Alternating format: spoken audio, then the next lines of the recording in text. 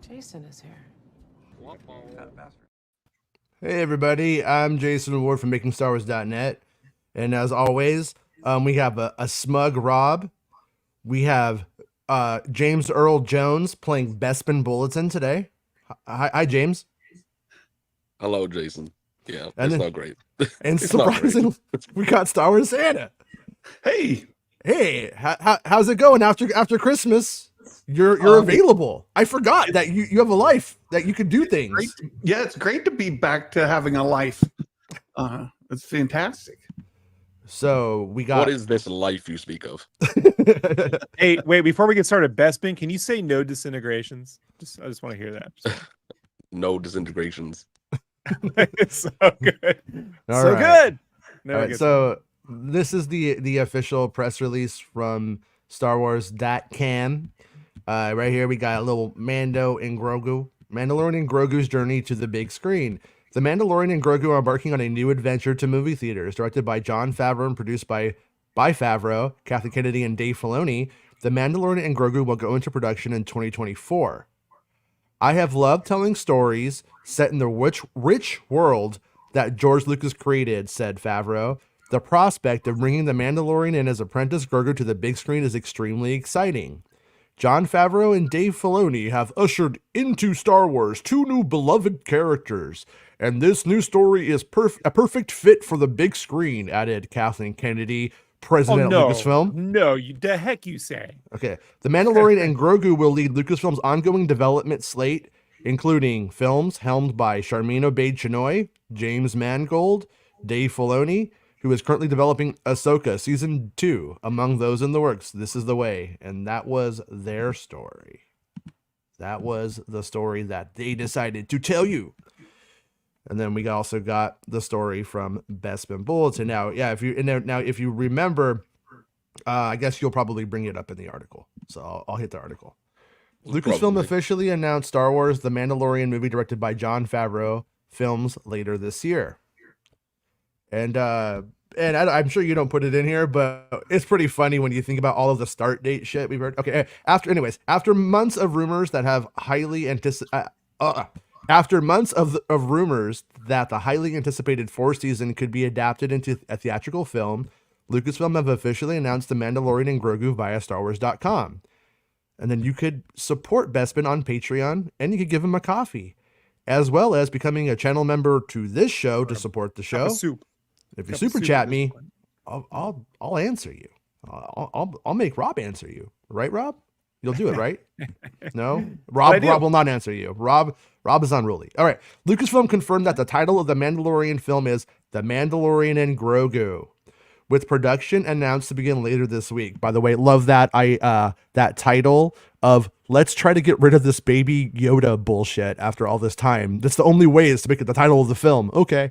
Anyways, no writer was announced in attachment to the project, but you would assume the writing duties would be bestowed upon Jon Favreau, maybe alongside Dave Filoni, who was confirmed to be directing the picture. Favreau, Filoni, and Lucasfilm, and that's Favreau is directing the picture. Favreau, Filoni, and Lucasfilm president Kathleen Kennedy are listed as producers on the theatrical release. The Mandalorian and Grogu appears to be the next Star Wars theatrical release, as the Lucasfilm blog post adds that it will lead to Lucasfilm's ongoing feature development slate, meaning it's likely taking the previously announced Untitled Star Wars movie date of May 22nd, 2026. And without being, for the record, I don't know if I believe any dates at all, other than the dates are just open at this point. Yeah, right? Disney needs money. Disney They're needs calling this money. The Mandalorian and Grogu. So Disney's they're trying got to child carry the support. Grogu, they put the Grogu name in there. Yeah. And like I was on your Right. last week, I was like, what else is releasing in May 2026? Avengers. I don't think so. I don't think so. I don't think so. Like I said last week, it's not happening.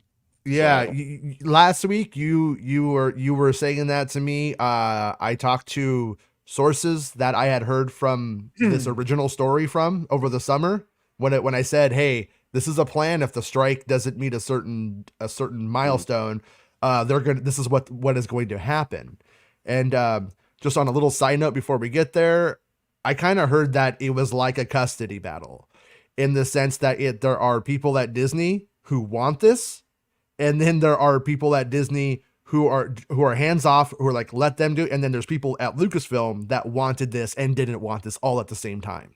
So it's kind of messy. Well, I mean, I guess somebody lost if you want to look at it that way. They got put in a sharpshooter, right? And then Doink the Clown came in. And then, that's hard to fight a bunch of little, what?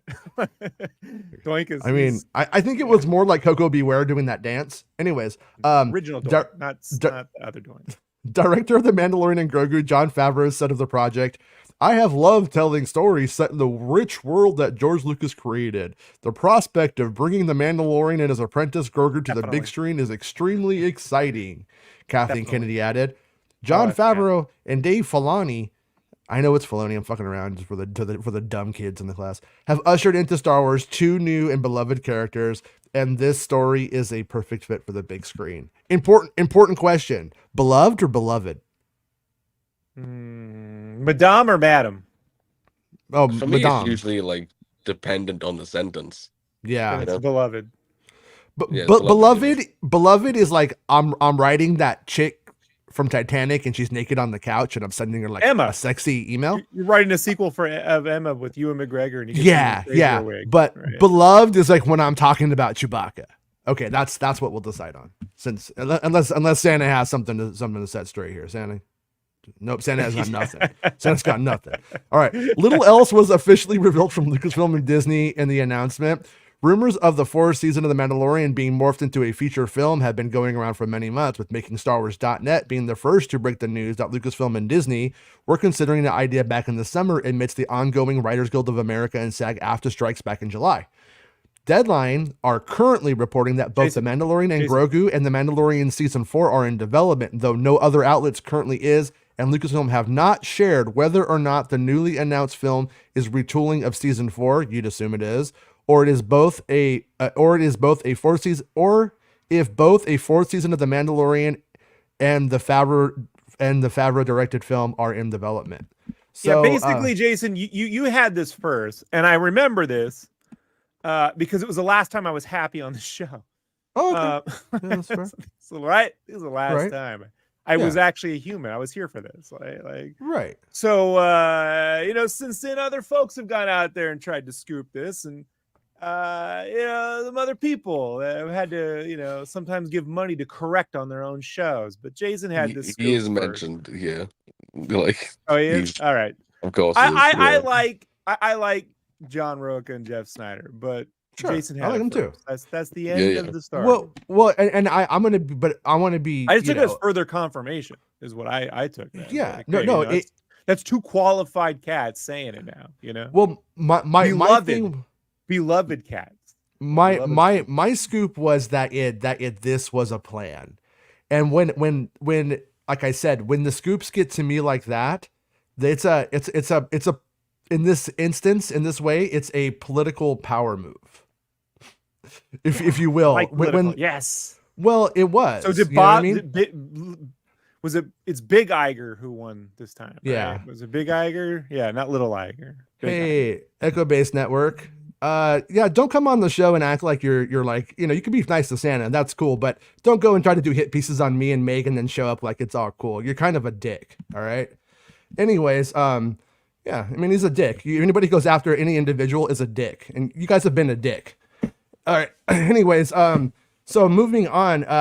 When it comes to that, like that story, I knew that this was a plan, and I knew that people wanted it. That's what I said. That there's a faction of execs types who want it. You see what I'm saying, though? Yeah, I know what you're saying. And then so that was like my story. So the thing that Jeff, he says it's coming. Jeff says it's on the, that's what's gonna happen. And so credit to him on that front. Yeah. You know what I mean? So I'm not sure because when he finally reported gave them like $10-20, Jason. Like, how can I possibly? Yeah. This show has put hundreds of dollars into their pockets. Really, we're spreezy. Yeah. But when it comes to that kind of thing, I mean, it did suck that I didn't even get acknowledged in this thing. I won't lie. I am a sensitive little bitch when it comes to that. I'm sure he is too. I mean, he probably gets ripped off all the time. Right. But All he's he had taking to full do was credit type today, in. though. He's And taking all he full had to do credit was- today. Yeah. And all he had to do was Google Jon Favreau to or Mando movie to be, you know, like it's not it wasn't like finding that article you guys posted was difficult. It wasn't like it was buried here on a YouTube show. You made an article about it. Like, you Oh, know, I mean, like, it was all over. Yeah. I mean, Correct. it's not hard. to Reddit find. complained. That was Reddit fun. complained. They called me a Like- phony and a fake. I mean, I've been doing it for 10 years and I still get called a phony and a fucking fake all the time, you know? It's ridiculous. You know what I mean? Like I'm not saying anybody should take what I say as being, oh, fucking 100% true. No, I mean when I report something, I believe it's true. I believe it's accurate. Okay. There's a difference between is it true and is it accurate. That's the game here. If it's somebody reliable, if it's Jeff Snyder, it's never is it true. It's is it accurate. Right. And that I would like that same courtesy, but after 10 years, I don't believe it will ever be afforded to me. All right. I know. So Making Star Wars being the first to break the news, pat myself on the back again. Did I read this whole paragraph already? No. I Okay. cut you off before you did that. You asshole. Well, that All top part. Start at MSW. Yeah, let's just Share. read that part over and over again. Making Star Wars being the first to break the news that Lucasfilm and Disney were Beloved. considering the idea back in the summer amidst the ongoing Writers Guild strike. All right. Though no other outlet currently is, and Lucasfilm have not shared whether or not the newly retooling of season 4. Okay, so that's what I wanted to hit on. Was this like season 4 thing, and something that I had heard today, just now. And that's basically what I've been tacitly saying for the last couple of months is likely going to be true. That if they are going to start wrapping up the Mando-verse on television, and it's going to be a film. Now, Beth's been informing that the trades are saying that it's 2 movies. Okay. My source, the original source who first told me this, told me that this is going to be a trilogy.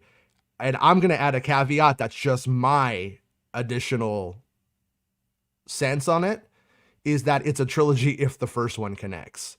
If the first one is a big film, they'll go for and they'll make 2. If the first one is, $350 million, if it's Indiana Jones money, then they're probably going to just do the 2 and then wash their hands with it. I'm gonna call it now. It's gonna be bigger than Indiana Jones. And then, well, of course, Saying it now. yeah, no, it will be. But the and then the I had something else to say. I just lost it. I know, Anyways, I cut him off. yeah. I think Blame that has been myself. their like MO the last few times they tried to launch a movie. Yeah. When there was the Benioff and Weiss stuff, they said a series of films. They were going to do at least 2. Depending if they were successful, it'd be more. Same thing with the Rey movie when Lindelof was involved. It was they're writing it as one movie, but this writer's room to expand the story if it was successful. Yeah. So that has been their go-to in recent times. Right. And to be fair, this is probably the smartest way to go. Like doing the Mandalorian, going into the Filoni movie and seeing what that takes you. But yeah, we'll just see. Again, Deadline are the only ones saying that there's a season 4 and this movie in development. None of the other trades are doing it. Nobody else. It's just Deadline. So I think they are likely wrong. Yeah. Well, and I think it's also contingent. And I think what they probably reported is what is going to happen. Those 2 films are going to happen. And that But they're third also one saying the 4th is, season is happening with this movie. yeah. You know what I mean? Yeah, and that's the whole thing is like that 4th season of the show. So a couple of months ago, I had heard that it benefited from the strike considerably. And now I'm a little bit dumb sometimes. Sometimes the sources got to help me read between the lines. And what that was essentially, I think that if this was going forward, that if the movie and the season 4 was likely to go forward, and that was the benefit. I thought it was just revisions at the time. I thought, oh, they got to revise because in that same week, I had heard that Favreau's season 4 initial thing was just drafts. They were scripts in various states of finish. Season 4 Season could 4 was just never be the finished. setup for the movie.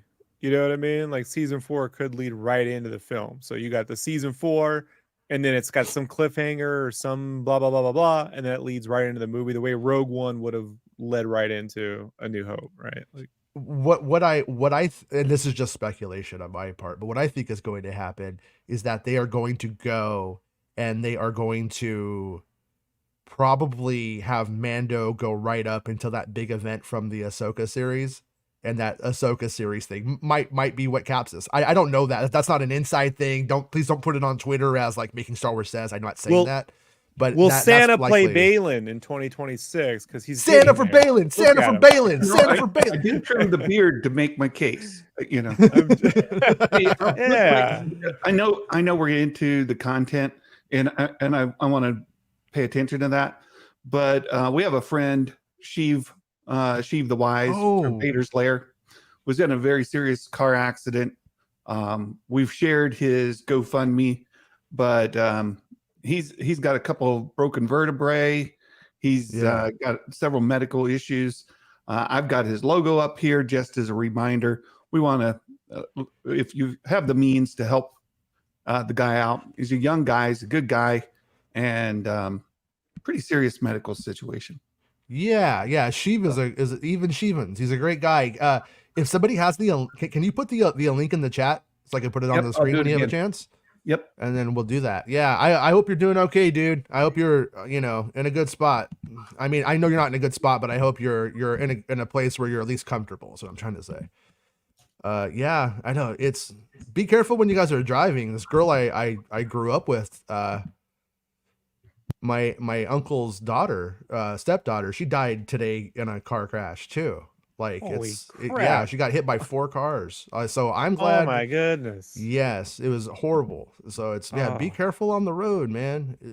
I mean, not that anybody did anything wrong, but just be careful. All right. That's the Mandalorian and Grogu, blah blah blah. So are we gonna get Mandalorian like season 4? And the trades are making it sound as if it's both. And you have anything to add to that, Bespin, or are you keeping quiet? Oh, you keeping quiet for now? Yeah. Quiet for now? Okay. MSW shared in his July article that executives at Disney and Lucasfilm were merely considering their options when it came to the 4th season of The Mandalorian. One idea, which executives reportedly liked, was to turn the planned 4th season into a theatrical release instead of having it be a series on Disney+. At the time of the report, Making Star Wars shared that nothing had been decided and that it would depend on how significant of an impact the 2 aforementioned strikes would have on the planned production of The Mandalorian Season 4, which was initially planned to start filming at the tail end of September 2023, but was delayed into 2024 due to the strikes. I reported in December that I had heard Bespin Bulletin, The Mandalorian Season 4 was aiming to film in February of this year. This is information I was told in November. Making Star Wars also heard this from their own independent sources. However, and I'm sure some readers will doubt this, last week I was informed that filming was no longer planned for February from 2 sources and shared the knowledge with Making Star Wars, which I can confirm he did. And and I mean, I sent out some text about that this week. Hey, what's going on? And so anyways, production on the 4th planned season of the series was delayed twice, as I stated in the initial Making Star Wars article. The 4th season of the series could become a film if production is heavily impacted, and it seems to have been. So the rumors of The Mandalorian Season 4 being retooled into a film arose again last month when host of the Hot Mic podcast and industry insider, just call him the Insnider. Can we just say the Insnider? Can we just, because it's all there. It's a succinct sentence. Just change your name to the Insnider officially, Jeff. Come on, man. Yeah. Shared that he'd heard from his sources that I was just laughing the other day because we were playing Fortnite and we were on Twitter. And while we were on Twitter, Snyder was asking for a pickup game of basketball in Hollywood. Yeah. And Bespin was like, how far are you from there? And I was like, I was going to show up, take off my shirt and go skins versus shirts. Come on. Let's do it. I love the idea of doing it. I still want to do it someday. Remember, Snyder did step in the ring with UV Bowl. Like, let's give him I'm some not down credit. to step in the ring with Snyder. I'm not. He's athletic to an extent. Yeah, no, I won't fight him, but I will do some Harlem Globetrotter shit, which is really just me dribbling a basketball shirtless. All right. I really want to watch this, folks. Can we go fund this? Can we set this up between you and him, right? Scooper v Scooper, right? Can we Scoop Dreams. Dreams. I just need, I just need I don't know, $5 for gas and I'll do it. Can you do it outside of In-N-Out just to taunt me? Okay, here's what actually happens. I show up and I say, all right, Snyder, this is our baby. It's not just yours. And then he's all, well, what do you want to do about it? And then I say, a game of horse. And we just play horse. Winner gets a free years of each other's newsletter. That's $120 value, guys. Yeah, I mean, mine is what? I don't know, like $25, but it's just like 120. So, all right. The rumors of The Mandalorian Season 4 being retold in the film arose when Jeff Snyder of the Hot Mic podcast and Jeff Snyder shared that he heard from his sources that The Mandalorian Season 4 is becoming a movie. That'll be the next Star Wars movie to be released in theaters, and that it could be announced by the end of 2023. By all accounts, it appears to be the next Star Wars theatrical release, given that it's looking to film this year and the next Star Wars release dated for May 2026. And I'll be honest, I'm not here to change history or anything like that. By the time Snyder reported it, I didn't think it was true anymore because it had been so long. It had been like, I mean, how many months was that? I never stopped believing. That was 5 months. Yeah. So 5 months, nearly 6 months. Never stopped believing. And no, but that's when I was going to disagree with you. Right. I believe it. Oh, by the way, everybody on Instagram, thank you for joining us. I see that there's quite a few people in there right now. At the 1 hour mark, we're at the 22-hour mark 22-minute mark right now. At the 1 hour mark, Instagram just says no more streaming. So that's when we'll let Santa talk. Come over to you. No, so Santa could right when he gets cut off is when you come over to the YouTube. So, no, Santa just needs to get on the bullhorn, like the one that uses to yell at people at the North Pole. That one, No. Work. That one, We've all seen the leaked videos, Santa. We've all seen the leaked videos. It was widely believed that elves buried in Etch-a-Sketch dust for miles. Jason. Oh man. Sorry, there's like the bones of a frozen Raggedy Ann doll from 1969 out there in the yard. Nobody talks about. All right, it was widely believed that May 2026 date would see the release of the Untitled Rey Skywalker movie led by Daisy Ridley. And there was all this stuff saying like, oh, Stephen Knight turned in a script. Yes, he did. He turned in a script and they all loved it and patted him on the back. Well, today I was told that Knight hasn't got to get to it. The scheduling, the stars did not align. Stephen Knight was simply the person that if they picked up who they can get in that moment, and then it never lined up. Not saying he's off of it. Not saying he's gonna write it or not gonna write it. Right. I don't know. But if you wanted my opinion on it, I think Knight writing that movie it's either been moved to give Knight the opportunity to write it, or it's going to be a different writer. I mean, I know that's saying nothing at all. I realize I did say nothing just now, but those are the really the two options that are like going forward based off of what we got, I think. So, and I'll be honest, Knight's not my number one writer. No, if he's not there and it's another just Lucasfilm fucking hiring people that they can't schedule in, fine, cool. I'm cool with that one. So anyways, it was believed that the May 2026 date would see the release of the Untitled Rey Skywalker movie led by Daisy Ridley. The movie was formally announced at Star Wars Celebration back in April and is currently being written by Stephen Knight, Peaky Blinders, and is set to be directed by Charmin Obaid-Chinoy, Ms. Marvel. Ridley herself recently even shared that she believes the Rey Skywalker flick was the next theatrical Star Wars release. Lucasfilm confirmed in their blog post announcing The Mandalorian and Grogu that Obaid-Chinoy's film, as well as Dave Filoni's The Mandalorian crossover event film, and an untitled Dawn of the Jedi movie from James Mangold are still in development, though there was no mention of the films set to be directed by Taika Waititi and Sean Levy. Because it's all pivot juice, man. It's all pivot powder. Yeah, but I imagine you won't. They even if they had a script from Levy, which they don't, because he's directing Deadpool 3, they wouldn't mention his name too much right now because it just conflicts with. Well, you know what I mean? Like, all right, you don't want them endlessly talking about Star Wars before Deadpool. Like, but Bassman, have you ever shared your one sentence about the Levy thing? Yeah. Yes, I did on Silent Show. Yeah. I thought so. Yeah. Well, what did you say? That it was a goer. That was the term. A goer. Yeah. I'm a grower, not a shower. So yeah. I relate to this concept of a goer. Santa, what did you say on your show when it happened? What did I say about what? Santa's not paying attention. He's just like Snyder, man. What?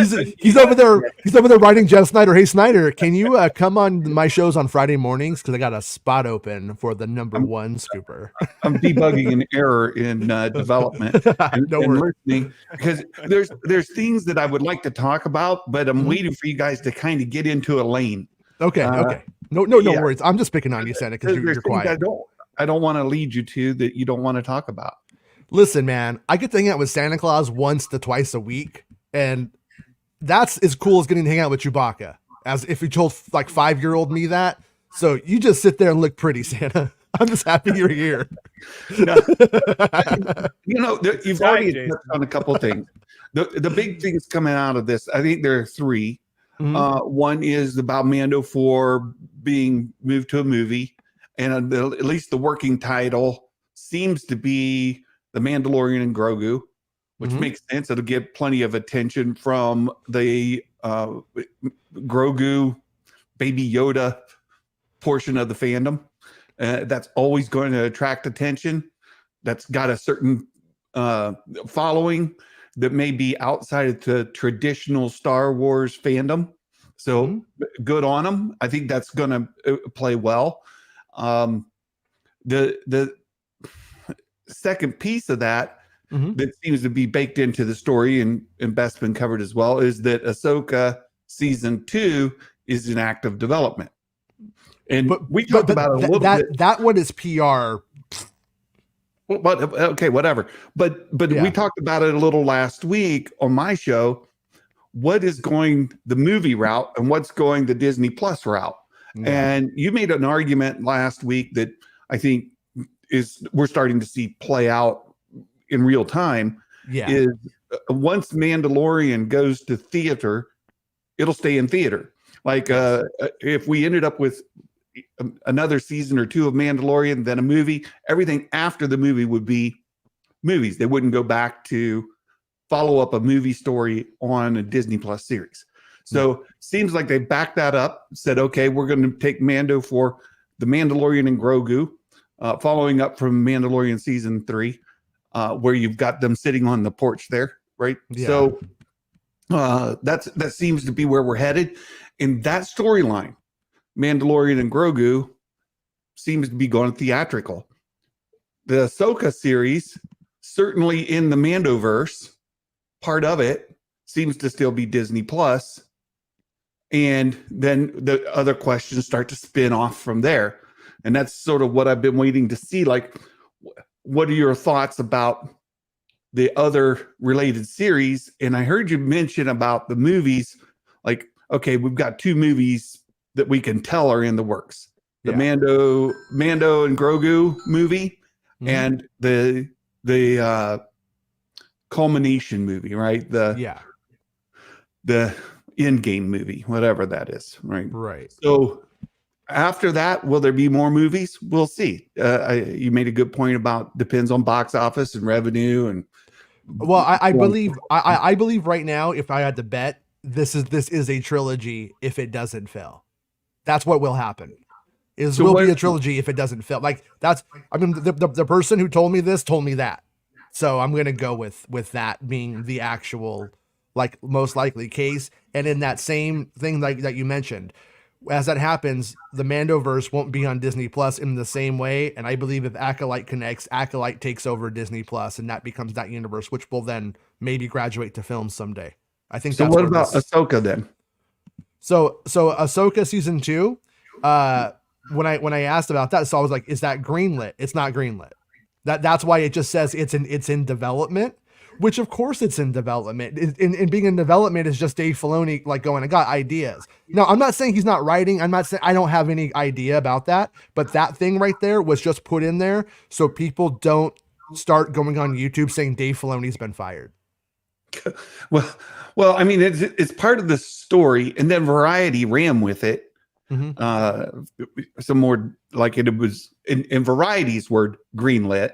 Mm-hmm. So let's just pretend Ahsoka season 2 is greenlit. No, it's not. I'm telling you, I'm going to trust my sources over Variety's on this one. So I'm trying to make a point, but okay, fine. I'm sorry. Go ahead. Fine. We could say Ahsoka season 2 has been canceled. It's never going to happen. I'm trying to make one or the other. Mm-hmm. Ahsoka season 2 going to happen someday or not going to happen someday? Yeah. My assumption is it's going to happen someday. Oh, it's gonna. Yeah, it's a given, but there's not real movement. Let's pretend. That's what I said before. Let's pretend. Okay. Ahsoka season 2 is greenlit. Right. Where does it go after season 2? Mm-hmm. Does it go join the Mando-verse in the movie realm? Does it stay as a spin-off series, or is that the end of the Ahsoka series? My sense is that we're gonna get a fun Mandalorian movie about what those guys are doing during Grogu's training and being a bounty hunter, and it will be like the season 1 of Mandalorian, but with Grogu as the apprentice. And then I think at the end of it, my assumption is it runs parallel to the Ahsoka season 1 ending. And then we get, oh no, and then that's when you come back for Dave Filoni's movie that does what it was going to do. So yeah, that's how I think this will likely go. That's my assumption, but it's that's a kind of an informed assumption, but an assumption. Still. Yeah, I'm just wondering what the future of Ahsoka is. Mm-hmm. Is it in Disney Plus? Is it in the movies, or is it done? I think it's both. Okay. I think we're gonna get. I think when Favreau is putting out his thing, we'll get Ahsoka 2 sometime between those two movies, and then Filoni's movie will come out, and then everything will be right. I think that's what's happening. The question that I have right now is how much of the side story of Mandalorian 4 exists with the core story taken out and moved into the film. That's the real thing. You know what I mean about that. Because when they had the core story down for season 4 for a long time. And I believe that core story of season 4 is now the movie. And so there's all these other little avenues and adventures that would obviously happen during the season, is my assumption. And I imagine that stuff will just be retooled into the next overarching story of the season, of the real Mandalorian season 4 when it comes on Disney Plus. That would most likely be my assumption. Yeah, so if the Acolyte is the future of Star Wars on Disney Plus, so to say that's the primary plan. They don't want that out yet. They don't want people talking like that, but that's the truth. Yeah. Okay.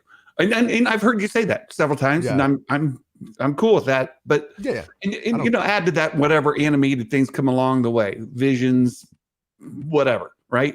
Yeah. Add to that whatever that stuff to the Disney Plus.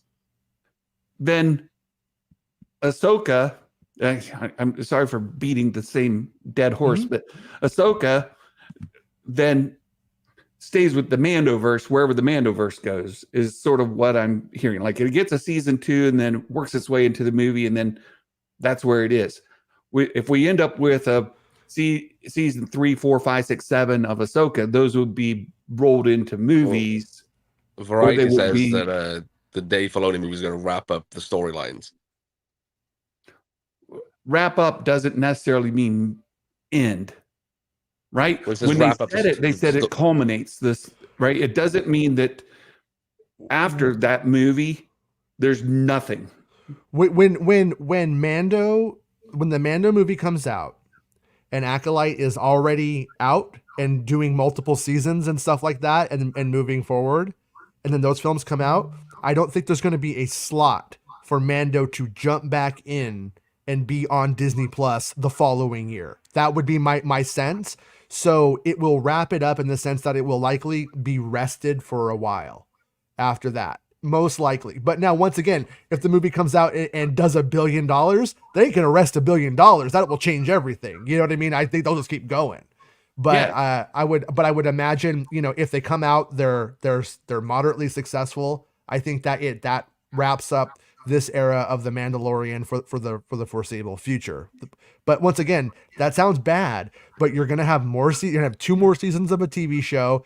You're going to have at least 2 films, I believe 3 films in the end. So 3 films and like 5 seasons plus the spinoff season. That's a lot for that time when you get down to it. And that's also actors and creators, they want to go on and do other things. Like they can't just stay on this one project for 20 years. Dave Filoni can, but like most creators don't want to do that. They want to move on at some point. Yeah, Jon Favreau, I mean, I'm surprised he stuck with Star Wars as hard as he has, to his credit. You know what I mean? Like, I thought maybe he would be making, like, I don't know, like DuckTales the movie or something by now. He made over $1 billion on Lion King and pretty much just handed the reins to somebody else. He's a producer, but he's not writing it. He's not directing it.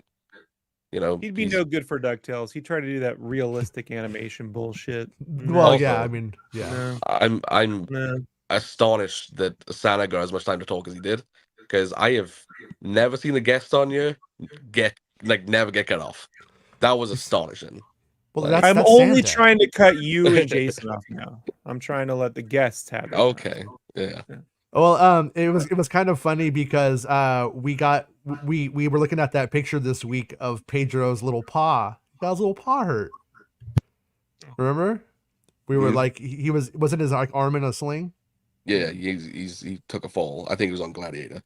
Yeah, it was hurt. We were like, oh no, how's he gonna get in the costume and film every single scene of The Mandalorian season 4 like he always does? It didn't matter, but that was the joke. All right. I wonder if the Untitled Star Wars movie dated for December. Above it. Oh, did I skip a paragraph? God, man, your words are so important. I'm sorry. I did not expect the news today. My goodness, it's big news for Star Wars fans. I hadn't been the biggest fan of Jon Favreau's latest entries into the Mando-verse, the Book of Boba Fett, The Mandalorian Season 3. But I believe The Mandalorian Season 3 would have worked well being streamlined into a 2-hour film. And I'm all for the idea of season 4 being turned into a movie if it betters the ideas that is that supposed to be Favreau? Favreau had. Okay, no worries at all, dude. Favreau for the project.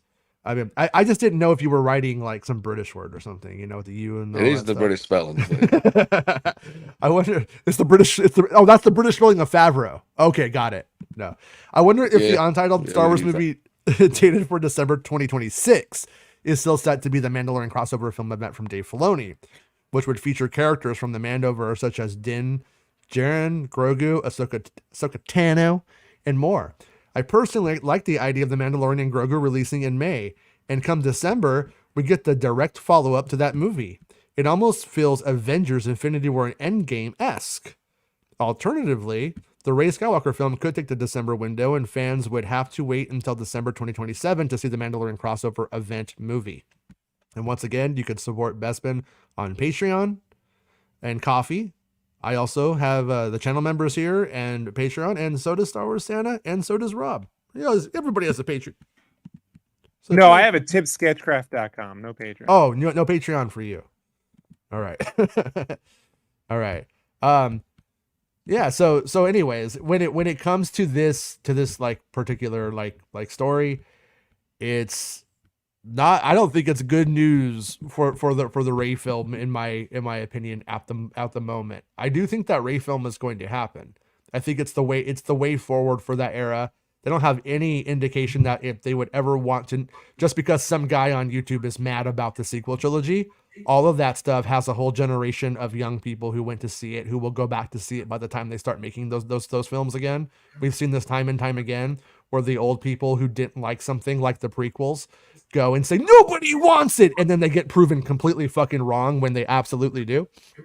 I dare them to make another prequels style film in the exact same way George made it and see how it goes. And this is where I have to tell Matt Risma, get your fingers off the keyboard. Walk away from the keyboard, Risman. I don't want to see it. Just shush. What, the dark cheeks? Oh, he's up to no good. He's been hazing me on Discord and also in the chat.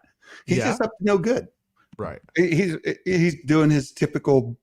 There he is. I told you. I said step away from the keyboard, Risman. But nope, he did it anyway. Ray delay. Hashtag Ray delay. That's pretty good. He's a turd. Right. You don't need to read this. And his Ray closet is brimming with energy right now. Like we could just Yeah. hear it rumbling in the background, like lights glowing from the sides, like in Ghostbusters. Yeah, but we like so what we have in the end is, I think, the better option, and I think this is something that Rob has been saying for years. So we'll give Rob a Rob's right. Years on this show. 2 years On been this saying on the show. show. Yeah, is that they should go, because I don't like I never liked the idea of Rogue Squadron or the Rey movie being the first movie back. Like I never thought that was good for the consumer confidence of the Star Wars brand. Like, oh, you've been gone forever, and then now you're just like, oh, here's a rando movie. Here's a you know what I mean? Makes idea no like sense. yeah, it was never a good idea in that front. At least the way that they were pitching it, you know.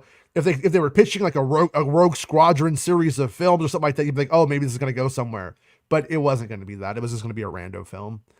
And so what they're doing is actually they're actually capstoning their like show, because in reality, if they do another season or two of Mandalorian, it's like, how many shows go 5 seasons and then are like bigger than ever? You know what I mean? It's like very, very, yeah. I'm not saying that. No. Bad. Yeah. You're naming like Better Call Saul. Right. Right. Yeah. That isn't, no.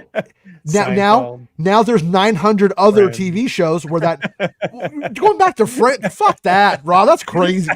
Friends and Seinfeld. Come on. Now you're just reaching. No, Rob, understand. I'm not saying it never happened. I'm saying most shows don't do that. Is Fargo bigger now than it's ever been? I don't know. Yeah. Okay, whatever. But it's an FX series. They can't get arrested. Who cares? No, but when it comes to most shows depreciate. Most shows they lose, and Mando the movie should have happened already. When you get down, correct, it should have been the 2023 movie. Since this is what they did, I mean, initially when they were like, no, we want to grow Disney Plus, I was like, yeah, you shouldn't do a movie. You should not. You should, because if you take it into a movie, now you've hurt Disney Plus, because Disney Plus ain't getting that.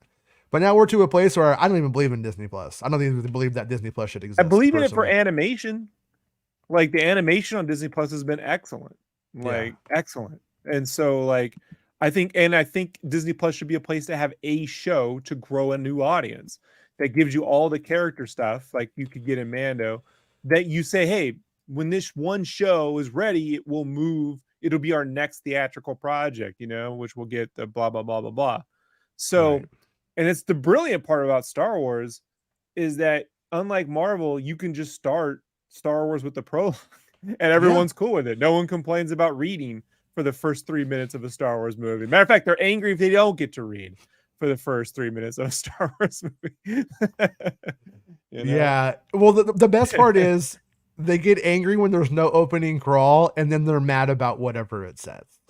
So whatever, man. I'm guilty of this. Yes. Yeah. It's. But you know,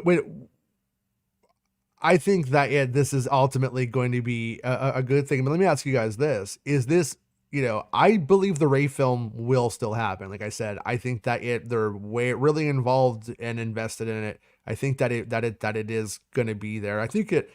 Do you guys think it's going to be the third movie? You think they'll get the 2 Mando movies out of the way and then go Rey, and then if they do the third one, do the third Mando movie after the first Rey movie? I want them to do the 2 Mandos back to back. Yeah, like I said, I think that's a good capstone to it. They'd have again, I know Avengers had a year between Infinity War and Endgame, but this would be the Mandalorians and the Mando-verse version of that. Yeah. You know, if somehow they do manage to squeeze Ahsoka in there, like the second season between those as well.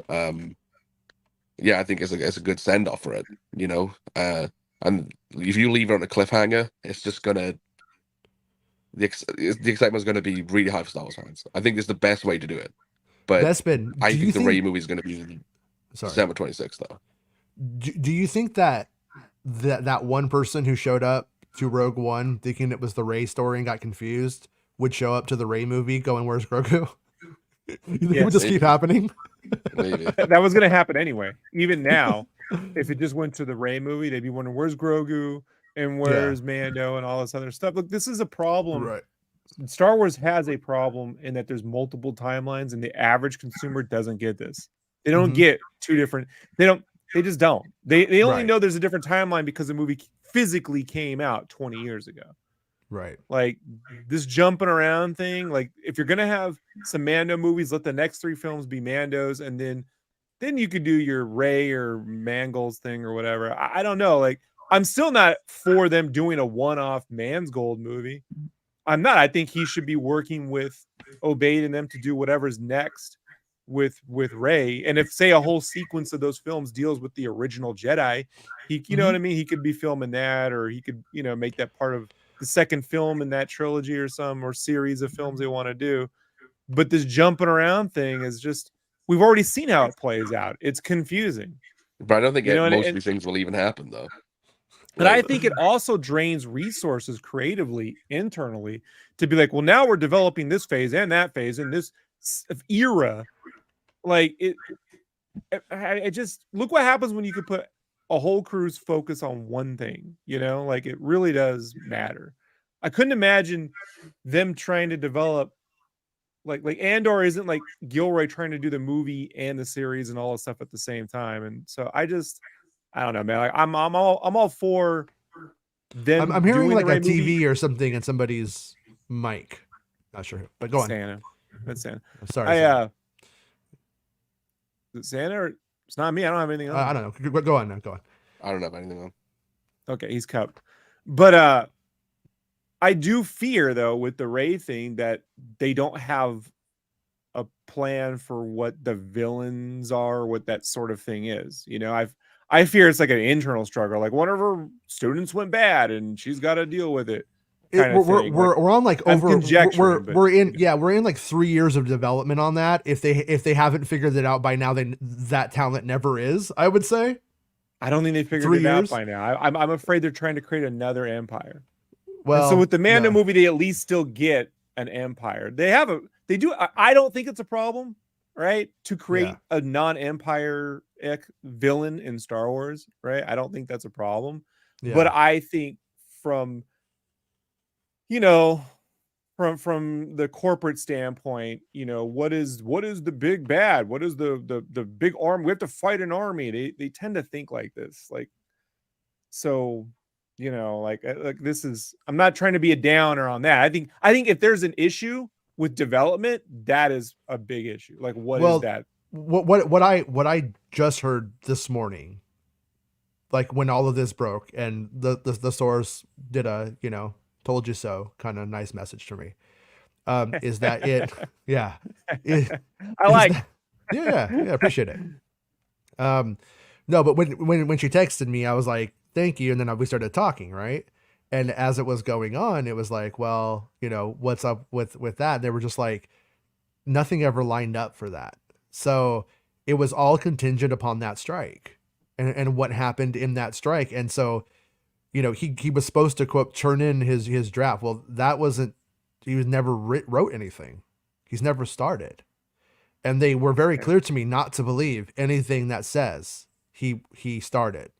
Or when I should be very clear because, people get all technical. He never turned in a fucking thing called the draft. How's that? I'm not saying he didn't jot something down or sit at the keyboard and write Chapter 1, Rey's not 80 years old. He might have done that. That changes your antagonist too. Mm-hmm. If she's younger, does her antagonist more personal? You know what I mean? Like it does change everything once you do that. It throws everything. It's not like if you make Bruce Wayne, if it's the Dark Knight Returns, and then you're like, hey, we're making Bruce 39 years old and he's not 60 something years old, then that changes everything. So you're no longer making that movie. You're making Batman v Superman. Yeah. Yeah. Whew. You know, like Yeah. No, but I mean, I don't know. You guys feel good about this? Does this feel like the ship is on a better course than it was last week officially? Well, I mean, I don't know. I mean, yes, better week, not in relationship to Obaid or Ray. I want to make sure we're not saying that. Like I'm like, I really have no creative opinion. I'm interested to see what they want to do. So I'm not going to say it's in a better position because now a guy's in charge and it's stuff we know. Not that. I just want. I know, but they can as a consumer. I know, but I could see people misconstruing you, Jason. Yeah. Right. Like I can see this. Oh, after this week with Obaid Chinoy, you know, they'll misconstrue anything. They'll just move the goalpost down the street. They don't need you to do it for them. Don't worry. Well, they're good. Look, they got it down. I think Rob and Bespin have been pretty spot on as far as where I am as well. That if we see the Mando movies back to back, the Rey movie and the Mando movie, either if they're back to back, and I keep hearing it, but I could see it going, if the Rey movie stays on schedule as it's rumored to be, going into production sometime in early first half, let's say first half of this year, right? Sometime April, May, something like that. Right. If the Rey movie starts going into production then, and then the announcement that came out today says that the Mando movie starts later this year, we could see Rey movie in May, Mando movie in December, Ahsoka series But in May, and the then announcement did Mando say that movie Mando's in December. lead in the films. Say what? It says that Mando is lead in the film releases. Yeah. So All So that even- all that makes it unclear to me, though. There's Right, no why Rey don't- movie filming this year, Santa. That's Yeah. I'm just going to say that right now. That's not happening. There isn't. Like, one of the things that I've been saying, like when all of the Star Wars Newsnet did a story going like, oh, he turned it in and blah blah blah, and I was just like, everything was like, no. Every time I talk to anybody at Pinewood, like, are you hearing anything? They're like, well, we know it's supposed to happen, but I don't have any, you know, we don't have anything like saying don't work, you know, keep April free. That never that didn't happen for And that the kind of stuff reports at of- that point. of At that April point. didn't come from good sources either. Okay. You know, Yeah. So I looked, like I said, looked into it, and that brings me to, I guess, the next logical question though. Are they going to film this over at Pinewood, or are they filming it here? Because That's I think exactly they're what I was filming. going to ask you I next. think they're going to film it here probably. Right. I was under the assumption that it would be in Pinewood, the Rey movie. Why? I'm just saying, like from their perspective. If they want to, if they want to keep location, the Rey movie would have been Jason's over the Mandalorian. Yeah, I'm talking about the Mando movie. The Oh. Mando movie. It could film at Pinewood. Because as you were just like alluding to, they filmed all the movies there. It's all the studio space, all the you know, it's all there. At the same time, they have everything here, and they've been filming here. You want it to step up, but you do want visual continuity between what they've done before to some extent. The good, yes, you want the good visual continuity from what they did before. Now, I want Batman, not Batman Returns. If you don't want the Batman was shot volume, in Pinewood. the volume Right? is going to be in this movie for sure. It'll be the I good want the volume, volume though. where it's appropriate, like in the Batman. Yeah. They use the volume effectively in Batman. Fingers crossed, Rob. They should do it that way. That's what they should do. Look, I just want people to say that, so when Favreau uses it incorrectly, people go, "See, you got your fucking Mando movie with the volume, Rob." Like it's not what I said. Right. I don't have a problem with the volume. I have a problem with the volume when they use it the way George Lucas used a blue screen on Attack of the Clones and Revenge of the Sith as a replacement for ever shooting anywhere interesting and creating really bad static shots. Like it's not what I want. So yeah. No, I don't think Jon Favreau, you know, obviously we've seen his films. We know he's not going to come out and just make a He's done all visually digital boring stuff movie. with the Yeah. Jungle Book, and that looked good. So it's not like he can't do that. Yeah. That just requires a much bigger budget and post-production time, really more than the budget, the post-production time than these series get. You know, like a year for 6 episodes of content is not the same as a year for one movie. You know, like it's 2 different things. So Yeah, because as we move forward into the next year, like we are going to have I think, and I could be wrong, but I think just based off a couple of things, I think that we're going to see Acolyte gearing up in late 2024 to early 2025 to like start filming more, and for another stuff like that. And as we get this stuff moving forward, that might mean that they do film it here, but also I would imagine that there would be location shoots, right? I mean, like they might go to like Scotland or something like that, or the Isle of Wight or something like that, and film like, look at this weird place, and here's a plant, because it is a movie. So yeah, I'm curious as to where the studio space is at this point, because we don't know if that season 4 that's still supposed to happen is actually that movie, because that could be the case. It could be the movie that and season 4 isn't actually going forward, because no one would know if they didn't want them to on that front. Considering what you have going on, you're making you act like you're still doing the series, but it's really the movie. That could be the case. And that's something I think Bespin and I should probably dig on in the next 24 hours specifically. If you're alive, Bespin, if you live. if you're alive. I'm better today than I was yesterday, of course. Like, yes, I couldn't speak, so no, I don't know. I again, it's only Deadline that are saying that it's both a season in development, and a movie. But we know to some extent why they would say that. Why they would say, without being specific. Yeah. We had heard, we were hearing about when stuff was supposed to begin and blah blah blah blah. Mm-hmm. And so when you have that kind of stuff going on, and there's still something in the works for that, or people haven't been told entirely that it's not happening, which could also be the case. Again, when was this decision officially made? Yeah. When were they planning to announce this? Because I don't think this happened before. This happened, like, again, it's a Disney thing. It happened a few years ago when they put out a picture of Will Smith as Aladdin, and it did not go over well on the internet. It didn't go over well.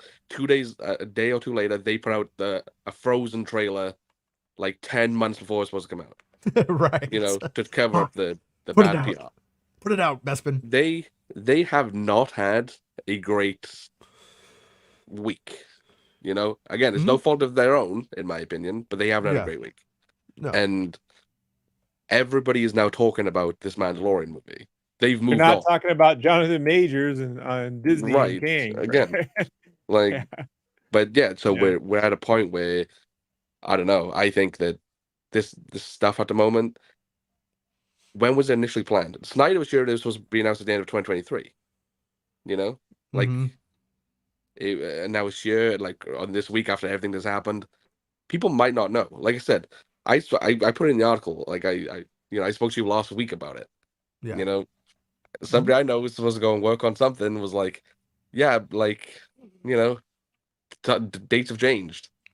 Yeah. And then another guy was like, yeah, date has changed, and told me it's something more specific. But like, and I'm not going to put that out yet, because I'm like, well, I want to find out what's going on, like, first and foremost.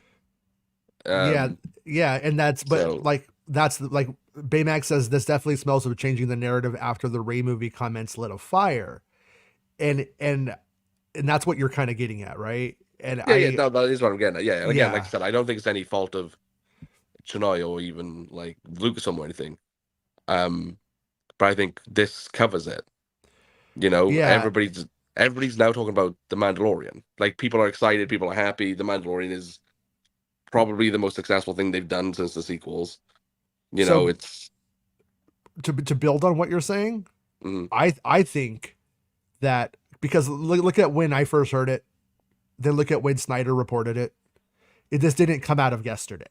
Like, this didn't, like, Charmin Obaid-Chinoy didn't say something 8 years ago and then everybody got mad who's a weirdo and then we ended up like, oh, cancel the movie. Like that's No, a I'm not saying narrative. that's when they decided to make a No, movie. I'm saying, but I'm with you in that I think the announcement came today rather than tomorrow or the next day or next Tuesday or whatever. It came today because let's just fucking shut this shit down and fucking and change the narrative, because we're gonna do this announcement anyways. This is the right time for us to do the announcement. Turns out today is the right time for our announcement. And the reason why I think that is the case is because usually we'll start to hear little things like something's coming on Monday, something's gonna come on the Tuesday, and you're just like, just tell me what it is. I miss those countdown clocks every site used to have about 15 years ago. Remember that? I had that site. I had that countdown clock. Yeah, I had that countdown clock until like last week. Square Enix had a countdown clock, and everyone thought it was going to be the Final Fantasy VII remake announcement. And then when the countdown clock ended, it started another countdown clock. It's one of the greatest moves. Like the Snyder thing, when it came to the Mando movie, he was convinced it was going to be announced at the end of 2023. Like, remember, for weeks on end, he was saying they're going to have news by the end of the year. He kept saying it. Yeah. An unannounced Star Wars project. He said, "Why can't there be an unannounced movie?" Yeah. And then you have, when you look at Rosario's comments as well from the other day, which she was talking about, even after the strike, everybody was pretty much checked out for the holidays. You know? So I think that they didn't want to make the announcement over the Christmas period, the festive period, and do it then. And I think, with the PR nightmare they've had this week, they're like, well, let's just do it now. Well, and that probably explains why Snyder said he thought she might even be off the film by this point. This is before the controversy, even. Right? That was before the controversy, or was that was because of the controversy? But no, he didn't. Yeah, it was around that. It was just, he was saying that he thinks her comments align with a Scream 7's director's comments. They were off the project for weeks, like blah blah blah. Yeah. I don't think it was anything, but if anybody, I expect to be off that project. I expect it to be Night more so than anything. And again, like, this gives them time now. If they do want to move away from Chennai, which I doubt they would, but if they did, they now have more time. Like, because they're like, because she was going to do a movie with Will Smith as well. Remember that? I can't remember what it was called, but no, I totally forgot about that. Yeah, like there was people trying to figure out when she was going to film it. Okay, and so it could just come down to like, well, her movie's getting delayed. It's going to be the perfect opportunity to bring back Rian Johnson and let him write these movies. I'd be all for it. Yeah, being serious. But so if her movie's delayed, she can then cite scheduling conflicts like most people do. But like I said, I don't think she'll be moved on. But if they want to do, they could. They don't have an excuse. And it's the same thing for Stephen Knight. We've known from that interview, we talked about it like last week on this show, that he's spent the last few months of last year just banging out the Peaky Blinders movie script, which is going to shoot and sum up. And then and then there was that Rio movie he's just got a deal for, so he's also writing this other thing. So he's a busy guy. Right. All right, so we lost Santa. He's tired of our shit. So Santa, thank you, Santa, for joining us. The Rey movie's comments were blown out of proportion, but I think it's just embarrassing if there's not even a script, says Doug. Well, see that's the thing, Doug, is that yet there were scripts. Like Lindelof wrote a script. Like there are scripts for the movie. And then it went into like a redevelopment phase. And in that redevelopment phase, people are gonna think you're Santa. In that redevelopment phase, they decided to bring in another writer, which was Stephen Knight. So yeah, they could have filmed the Rey movie at any point when you really want to get down to it. They just didn't think it was right. That's the one thing about Kathleen Kennedy that I ultimately respect the most, is that in all of the shit she will get for making the hard decision, for making the call that's going to make everybody mad and groan, she will always make the call that is right for the movie.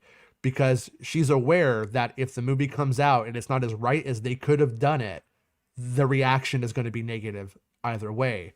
So that's why. What's that? Except for Solo, I don't agree with that call.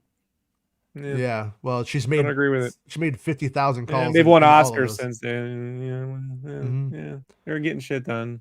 So. That honestly, though, I still think that Solo movie wasn't the right movie for those dudes. I think 100%. those dudes needed, you know what I mean? So that's where I'm like, yeah, I still they should have written the Solo movie. The problem is mixing the Kasdans with Lord Miller. They don't need Kasdan and them. They don't need it, you know. So that's really the ultimate problem. Kasdan should have stayed.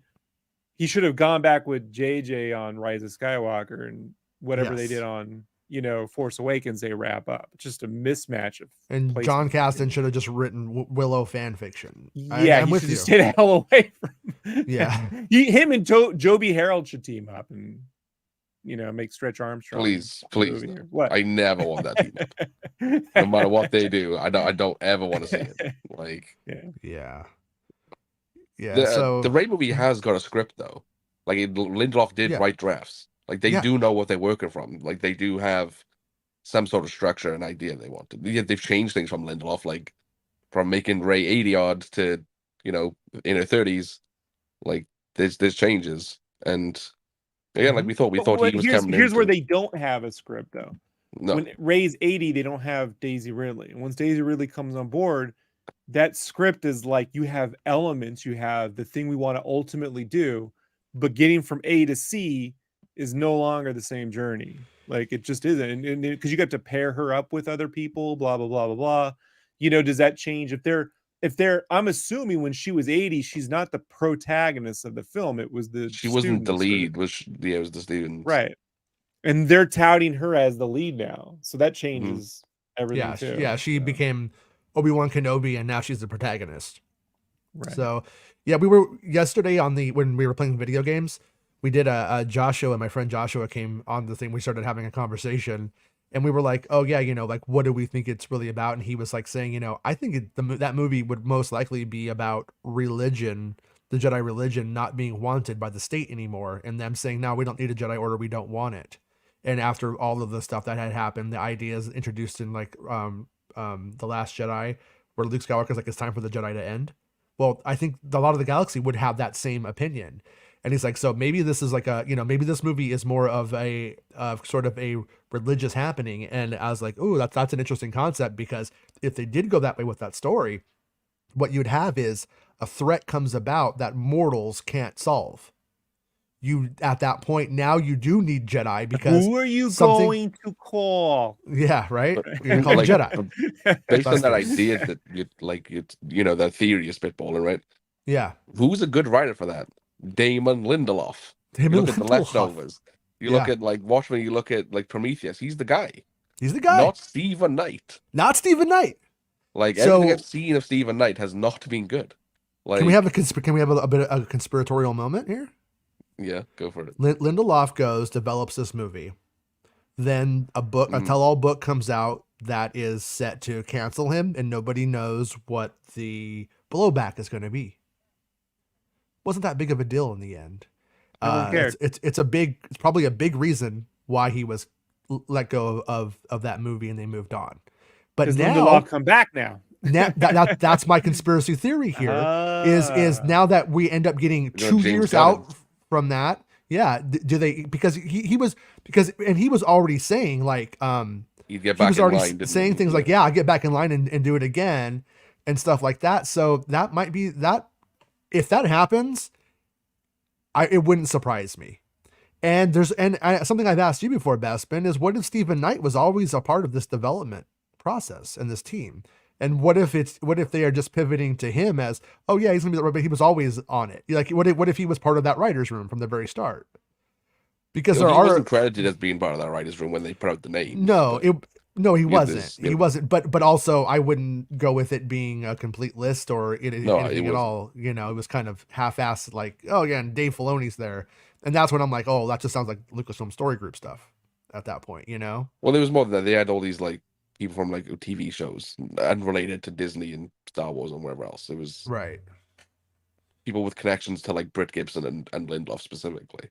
Right. That was in that writer's room. Right. I don't know. that Rey movie, I think it'll be like Daisy's supposed to be doing press at them like any day now. For sometimes I think about dying. Mhm. So I think she's bound to be asked about it, and I just hope somebody asks the right questions. I just hope somebody at Lucasfilm actually gives her the call and has the right conversation with her about what's going on. Because if she gets blindsided with this and comes out and says, "Oh, it's not," oh, blah blah blah, and she's going to say something, and then it's going to make all this mass confusion. People will be saying the Mando movie's now canceled, the Rey movie's first again. Lucasfilm doesn't know what they're doing and shit like that. Yeah, she does. Like I said, I was on the show weeks ago, I think, talking about it. She has 2 like TV shows she's supposed to film, which she is also producing. Right. You know, she's about to.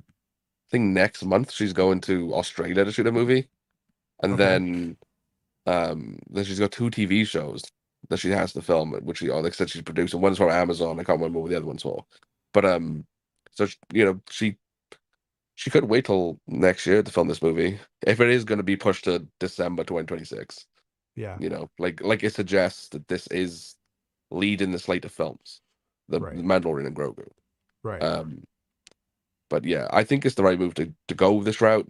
Like I said, I would delay Rey's movie till 2027. I think they are rushing it at this point, even though Lindelof did work on it for 2 years. They, you know, the strike last year greatly impacted it. Knights has done pretty much nothing. You know, from what your sources said. Plus, we're back to 2 Star Wars movies in 1 year, and it's just not. I don't know. I mean, there is a case to be said though, that if you're going to set people up with the expectations of having multiple storylines, Star Wars storylines in the theaters, it's better to get both those storylines out the same year. Yeah, like very close to one another. So you can say, look, these are obviously 2 different things. But at the same time, will people think they're 2 different things, or are they going to expect? Well, it's hard to say. Agreed, but but the past doesn't say that either. Like Rogue One's coming out in the middle, Solo's coming out in the middle of a trilogy. I know, but people thought that was Jin's. Well, okay. People thought that was Daisy Ridley. Okay, but let's be real. A very very small amount of uninformed people thought that. The majority of the audience isn't that stupid. Most people know what they're going to see, and they watch the trailers and shit. I'm just saying, it's 7 like years this, of Trump. You know, but it's just like making this like maybe 2% of the idiots and saying like that's 98% of the people. I think most people and I also think visually they'll have a totally different tone, and I think that's the thing that if there is some positive to say, hey, the Mando movie. The Mando movie and the Rey movie aren't going to have the same tone, right? Like that's a way to have. Oh yeah. If you set them up back to back to one another, you can say, look, this is a different. Like if you put Rogue One next to you know, The Force Awakens, they're not the same tone. No. You know, like it's a different thing. Not even a baby bit. Yeah. So. But think about it. If they put out the Mandalorian and Grogu in May 2026, that movie ends and the trailer for the next movie, the Dave Filoni one, plays right there when it ends. People are gonna be so excited to you only have to wait 6-7 months to get the next part, the second part of that. That's the way to go. That's what they thought about the Matrix too. And, well, but I mean, post production time aside, because remember some of this stuff that for Mandalorian season 4 that was being created. Is done during pre-production because of the visual effects of the volume and so on, and a lot of that shit is probably gonna make it into the film. I mean, most likely they wouldn't throw it away, but they'll have, you know, they'll probably make it a little bit nicer than the usual Disney Plus fare. But I still think that it's gonna be highly compatible with that, and Lucasfilm itself or Favreau and that team. They were making how many hours? I mean, close to 6 hours, 5 to 6 hours worth of Star Wars in a year. So doing that one film, it's going to be about the same amount of work, but they're going to have more time to like refine it and, you know, make everything really, really right. But when you look at the workload that they're already dealing with, I don't think it's actually more work for them. I think this might actually, to some extent, be a little bit less work, with the exception of that they might have to travel.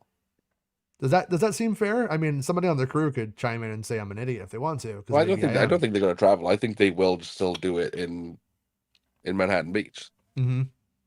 You know, I think maybe they'll get a little bit bigger of a budget. I don't think they'd give it much more than it already has.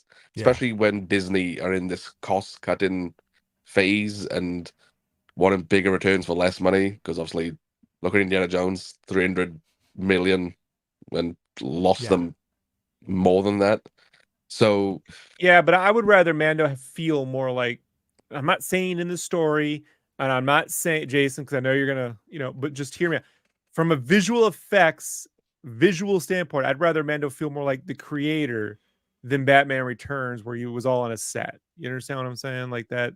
Even the Batman with its volume work, they did a lot of exterior shot around Scotland and London and blah blah blah blah blah. So you can tell they're outside. When they're outside, when Jason's like up on a parking lot looking down at him, it's not the same outside as if like when Boba Fett's on you can see the sandbar line in the background when he's, on that little fake sand pit set they set up outside for the kiddos. It's not the same as going out to say even Yuma where they shot Return of the Jedi. It's not, it's California. It's not like they don't have 7 different climates within a 2-hour drive, like they shot Endor and Tatooine not too far away from where they're shooting all this stuff now. So, Yeah, you could make it out to Buttercup Valley in about 3 hours, probably.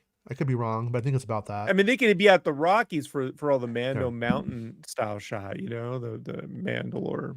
I'll map us. I'll map us. Should I map us? Should we do a little map from El Segundo to Buttercup Valley? Let's see.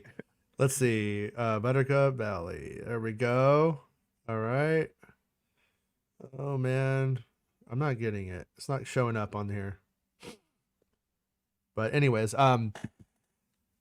yeah, I do think that I mean, I'm with you. I think if the location is supposed to be Tatooine, then you should probably go to something closer to Tatooine. Like, it doesn't work in Kenobi when you try to make the volume into Tatooine, but when you try to make the volume into Coruscant, it's fine.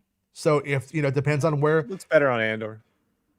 Okay, but it's not way better. Yeah, okay, but that's not how it classically. That's not how Coruscant's been done. Yeah, I know, but it looks horrible. Even on Rogue One, they didn't go to fucking some place outside of Bespin's house and film there.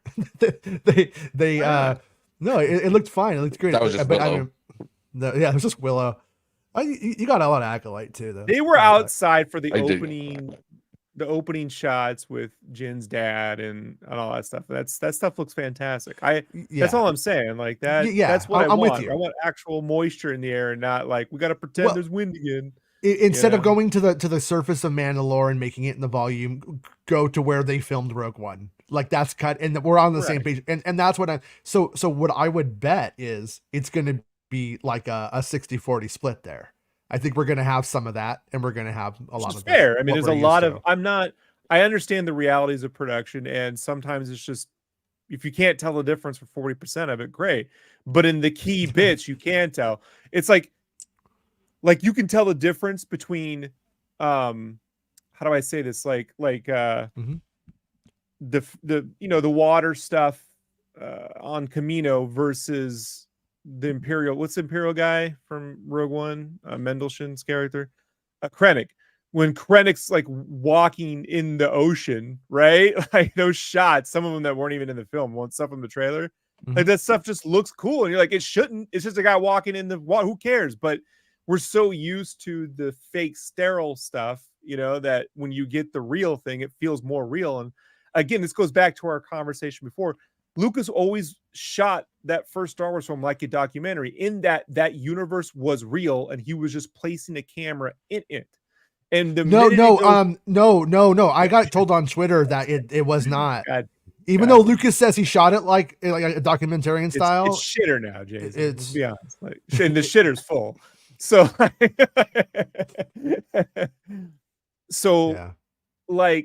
but that's what I'm saying. Like, I want it to feel real, and for me, feeling real has to do with shooting outside.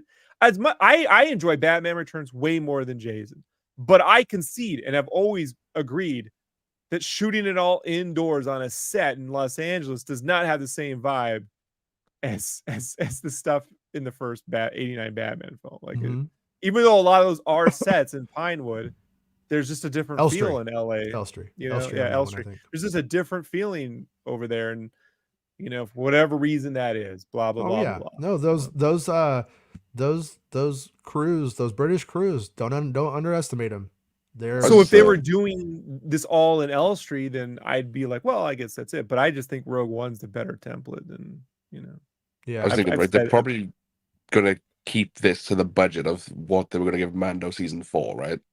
I would think so. I would agree So with that. 150 That mil, probably. about 150, 200, around there. Well, it is less than that, right? Because Skeleton Crew is the highest. 130. one. I'd say 130ish. Yeah, 130ish probably. Yeah, the Skeleton Crew is the highest with 136, and that was Mhm. because they had like tax stuff from shooting in California. It was the first one to get it or something. Yeah.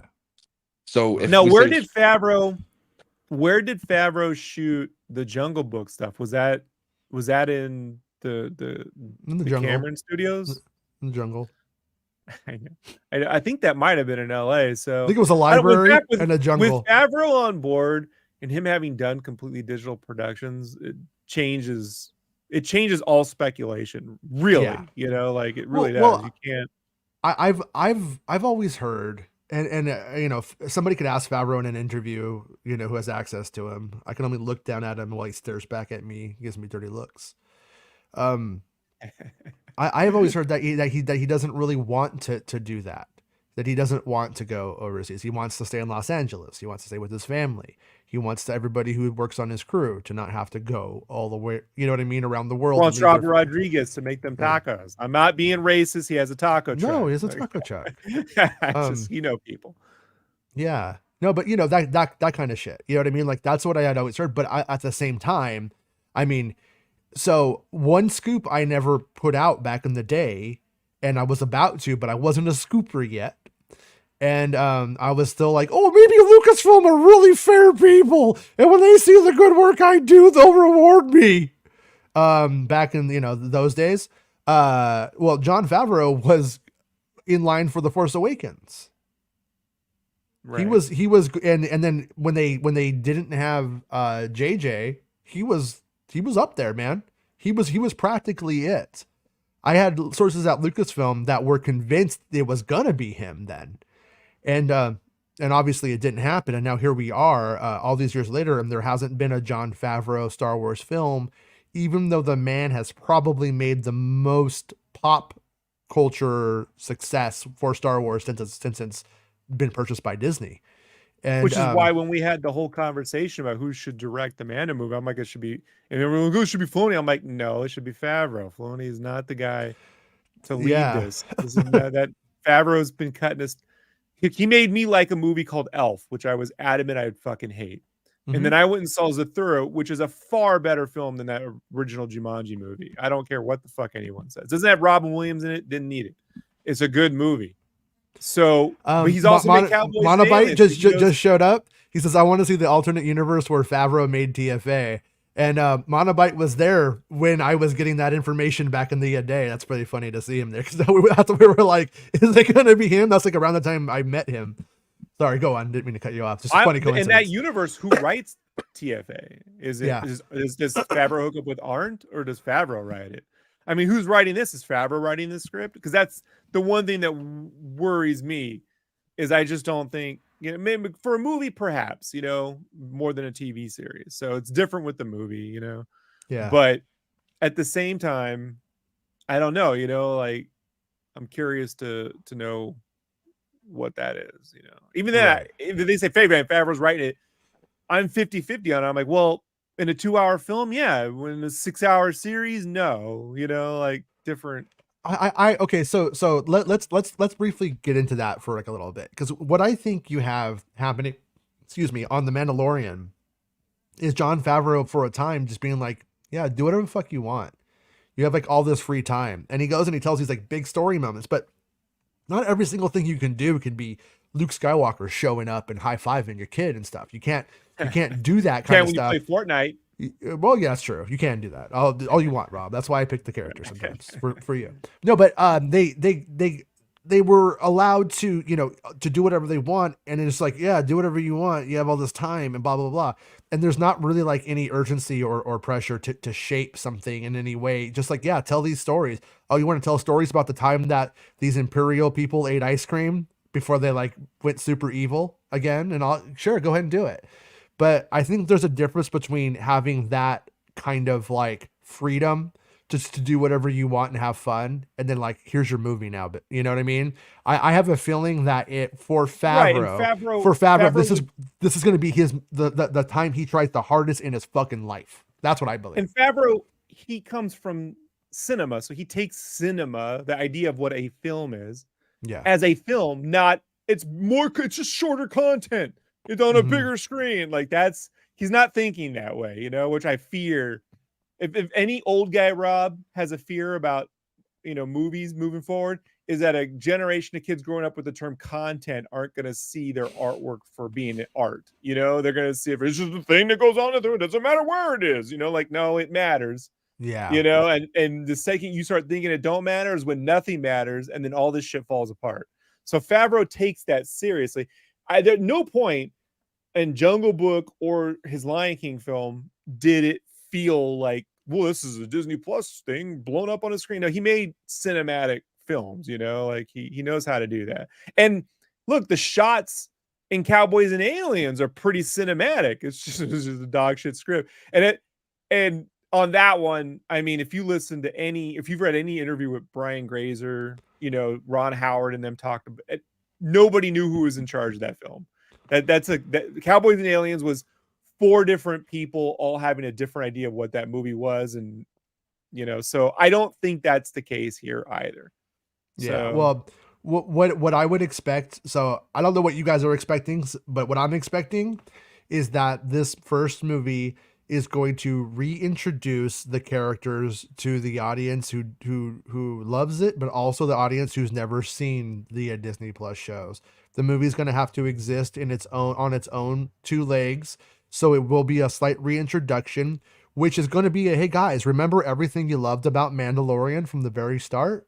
yes. It's going to be that. Yeah, it is literally. I got my Razor Crest toy right up there. Yeah. Bring it back. And then Bring look it at how back. the season 3 ended. Okay, I'm going to teach the kid to be a bounty hunter. So I think we're going to get into I think it's going to be essentially a fun space Western capstone with dun dun dun. Thrawn came back. Because like that was the one of the things that, you know, it's very evident from the end of the season anyways, is that this guy decided to go hunt Imperials when he thought they were on the ropes. He's put Moff Gideon, he blew him up or something, burned him up, and all this shit. And the Empire's done. The Republic's a thing. Republic is hiring him for a black ops operation to hunt them down and kill him. He's like, I'm on the winning side. This is fucking vacation, you know, that kind of stuff. And then obviously it's going to go south. It's going to go sour because the Empire is actually about to literally come back and make round 2 of the fight. Thrawn is returned and he's going to have his spooky stuff. And I don't think that Favreau is going to touch on Filoni's story. I think that's Filoni stuff. So I think you're going to have a fun bounty hunting adventure with those 2 that will then set up the Filoni film. And then we will get on with the continuation of what all of it means. You know, what was Balin doing and stuff like that. I don't expect the Force Ghost of the Sun to show up in this movie. I expect it in Filoni's. What was that? That's why I think they should do them in May and December. Mm-hmm. Like just do them back to back. I think waiting 18 months to continue that is the wrong choice, but I think it's the choice they're going to make. Yeah. Unfortunately. Yeah. I think they are very hung up on this Rey movie. Mm-hmm. And I think now, by making this decision to have The Mandalorian and Grogu be a theatrical release, it's the perfect excuse to postpone it. You know, just delay it. How long before the Force's Favreau shirts start being sold? Oh, no. Yeah. Look, you know how I think, you know? Oh, me and Jason have a shared idea as well. Which one? Which one are we talking about? The Obeyed shirt. Oh, yeah. Yeah, you know how there's the Obey shirts with like the Andre the Giant looking face on it? We need her face and it needs to say Obeyed. And then you just need to wear it in front of those guys and they'll have a little power up. I'll wear a pink one. I'm cool with it. I look good. Hey. I look good. Oh, do that. And on the back, it gets in the Force is female. I'm fine with that too. All right. Do you want to talk about the non-Star Wars news of the Oh, day? Because there was Wait, stuff wait, you- wait, I one want second. a Forces female shirt with Mara Jade on it. No, Could I just want anger them you twice to as get the much? Degrassi jacket with that on the back, and on the show opener, you turn around and it says the Force is female. I never watched. That's a Kevin Smith thing. Never watched. No, it, that's a Jason Ward fucking thing. You're talking about my past, not his. He doesn't get to own it because he Kevin talked about it. Smith thing. Yeah. Fucking, I learned about periods from that show, and I'm still laughing about it. I watched Facts of sorry. Life. I learned all that stuff. Oh yeah. What was the we had some Indiana Jones game is coming out? Is that what we got? Yeah, so What- next week is the Xbox Developers Direct on the Okay. 18th at 12 p.m. Pacific time. Right. They have announced that Indiana Jones is going to be there, and it's going to have a 10-minute section during the stream, and Right. it'll have a gameplay trailer. It'll tell you story details, settings, all that stuff.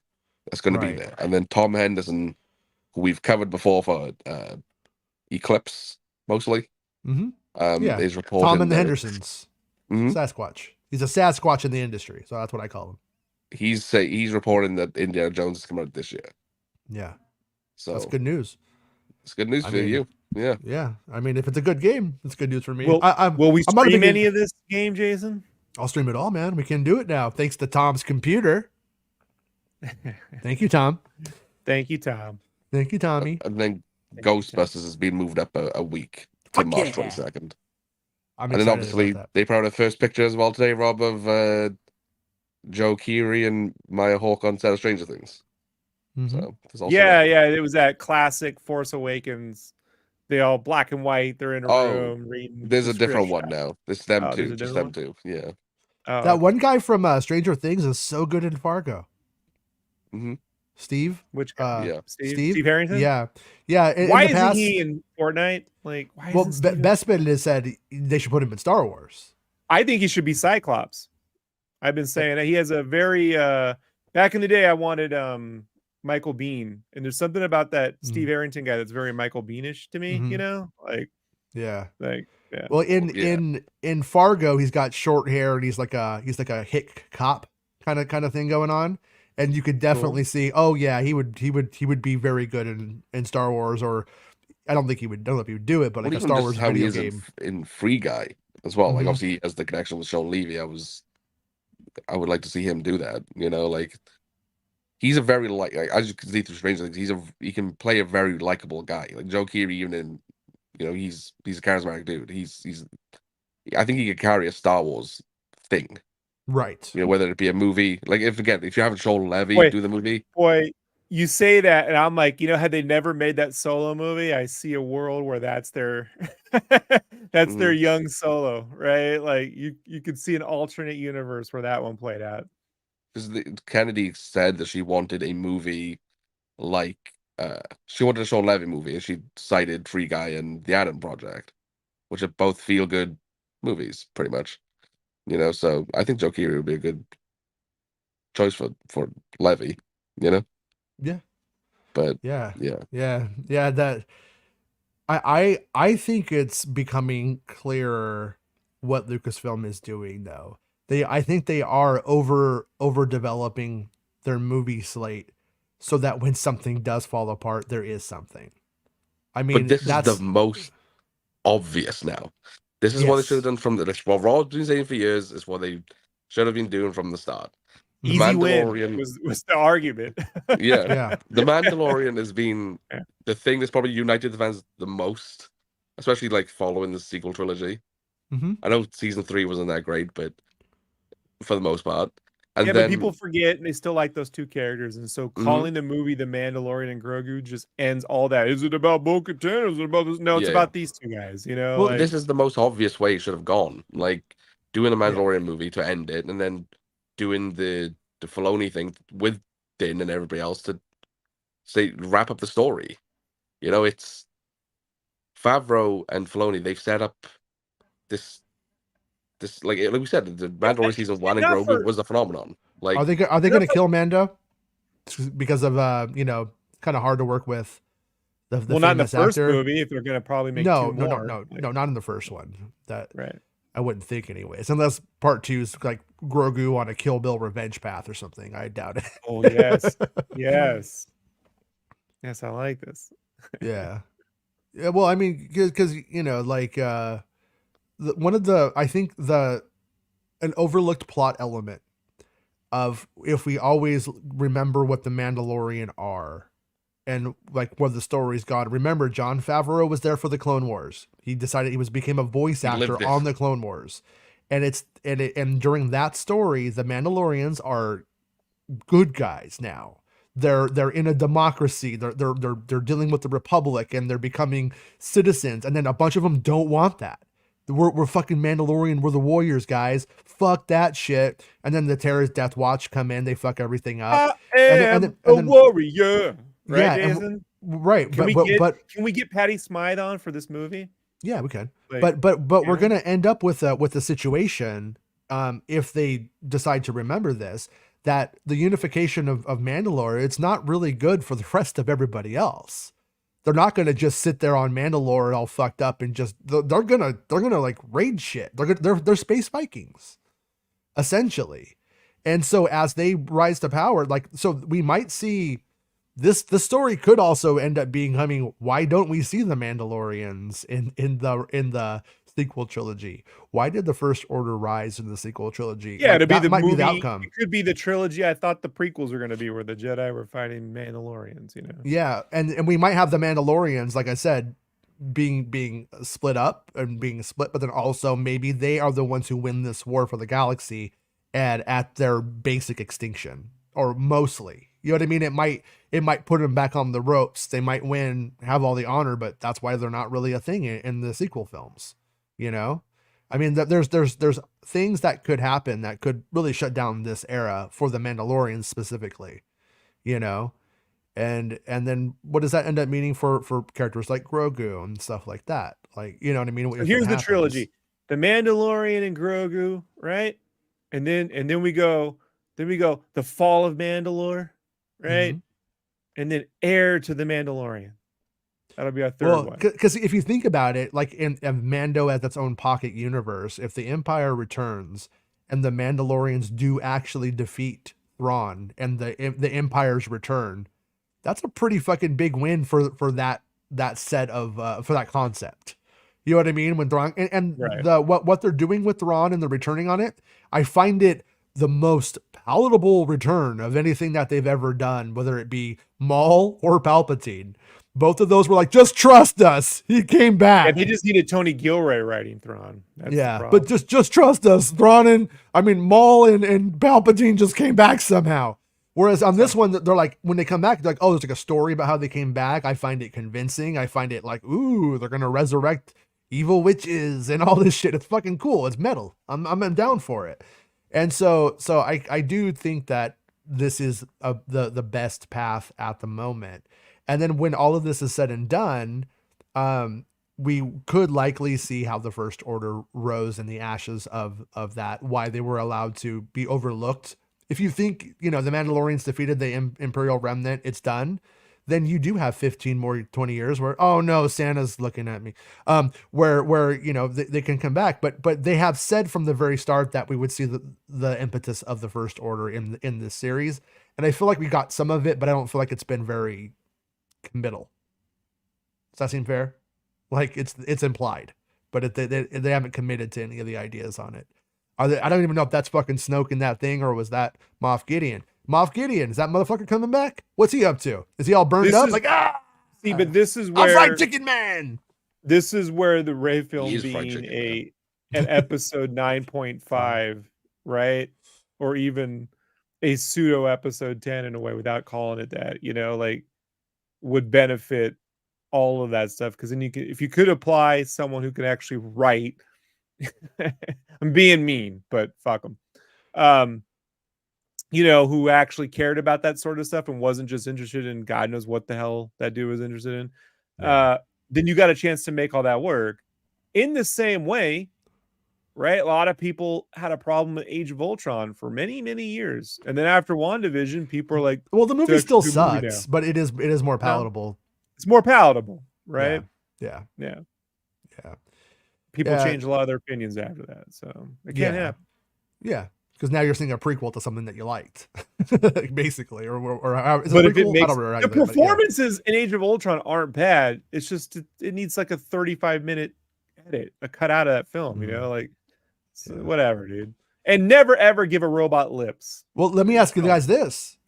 I mean, because I think this is more on the table than it was 20 minutes ago, or an hour or two ago. Yesterday, everybody was like saying, "Hey, is this really episode 10? Is this like a covert episode 10?"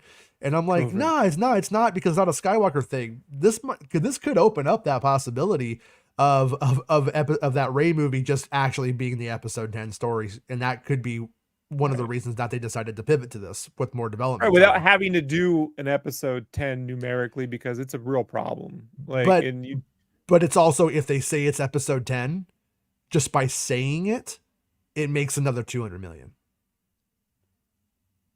So do they? Yeah, but you can also do a lot of brand awareness damage. Yeah, episode 9 did that for them, though. So yeah, so that's why I kind of see, which is why you see the next movie being Mando and Grogu and not episode 10. Right, and that's but when you look at what you're going to have in between that, but by the time we people to the Rey movie, people will be more open to episode 10. The episode numbers are Skywalker Saga. Trying to create some weird, she's a new Skywalker, didn't play over very well, even with the people who like that movie. It felt forced and kind of weird. So it's like, just let the numerical ones be the Skywalker shit and let the next thing be whatever the next thing's going to be, you know, because everyone would be fine with, had none of these movies come out and they're like, hey man, our first round out the tank with these Star Wars films is going to be a Knights of the Old Republic 6-part thing, right? We're going to do 6 films, blah, blah, blah, blah. We're not doing episode. That was George's thing, and it's ended there. No one would complain about that. You know, they just want to follow a consistent storyline. I think the problem isn't that they give it a new name or that they should call it episode 10. It's that it's the competing storylines that are weird. At some point, there might be a case to be made. If you're doing a Mando series of films and some Rey films, at the end of one of those, Grogu shows up in the Rey film and they merge. Do you see what I'm saying? Like, because then you feel like that paid off in some way that isn't just competing. So we're in such a weird spot right now with fucking films. Nobody can predict what's the right or wrong thing to do at this point. It just needs to look compelling enough or have some gimmick. It's very off topic, but it's for Rob specifically. Did you see the Tom Cruise signed a deal with Warner Brothers today? I did not. Yeah, he signed a deal with Warner Brothers to he's got a production company on their lot now. And he's gonna produce and star in movies for them. So fuck you, Paramount. Okay. Suck Tom's dick. That's what he said. Which makes me wonder if Paramount is being sold. Maybe he doesn't. Maybe he doesn't like maybe he doesn't have confidence in whatever deals he makes with them being honored in 5 years because of that possibility or something. And you know who? Which leads me to believe this is going to probably be the last Mission Impossible film. You know who made Edge of Tomorrow? Warner Brothers. So I'm hoping we get an Edge of Tomorrow sequel. What is Edge of Tomorrow? It's Tom Cruise and Emily Blunt. Oh, okay. Yeah, it was that adaptation of that light novel, Everyone Needs Kill or whatever. It's the one with Bill Paxton. It's Bill Paxton's last movie, Jason. It's really Paxton good. Heat. Yes. Very good. It's Groundhog Day with the Sentinels from The Matrix. All right. Okay, that's fun. It was good. Yeah, it's good. Yeah, it's excellent 3D, by the way. Excellent 3D. All right. Well, have we said it all, guys? I think we said it all. Oh, well, yeah. One thing I want to bring up before we go: if this is adapting the 4th season, or what was planned to be the 4th season, into a movie, that removes it from 2025's Disney Plus slate, which means we now only have Andor currently slated for that year. Yeah, and there's no other show at the moment that we know of, at least, that's going to go into production this year. My prediction is that Acolyte 2 goes into season 2 production as soon as possible. I don't know if they do it before it gets. I don't know. I don't think they do it like this year. I could see them shooting it next year. Yeah. Or maybe right at the tail end of this, but I can't see them. I don't know. I'm thinking, is 2025 going to be a very quiet year for Star Wars now that you removed that? Mhm. Because again, we were going to 2 live action series a year. Yeah, we don't have a release date on anything right now. Yeah, yeah. From We know is Andor's early 2025. Like, I mean on the film stuff, on the like they didn't say like, oh, this movie's taking this release window, and right? they've been doing. They announced those dates days before Celebration last year. Right. And when they came on the stage, we all expected them to, when they announced the Rey movie, to say this is May 2020, May 22nd, 2026. Mm-hmm. They didn't do it. And I think they were doing that to keep their options open to see what like developed fastest. If the Rey movie didn't come together because of strikes, then they could pivot to the Filoni movie or whatever it may be. Maybe Taika would get his shit together, but you know, We like, could also see Skeleton Crew season 2 go into production to do that as well, because they could do a quick turnaround if they had the concept. If it goes anywhere, it feels like a one and done to me. But again, like, But another thing Those not kids are mentioned. going to age fast, Jason. That's what I always say. That's what I always Another say. thing- They grow up like on a blink of the eye. Another thing not mentioned today is the Lando movie. Yeah. I've never been on board with the idea of the Lando thing becoming a film. The idea of it being a series with Stephen Glover and Donald Glover writing it excites me far more, because I think they are very good at what they do as series writers. Yeah. You know,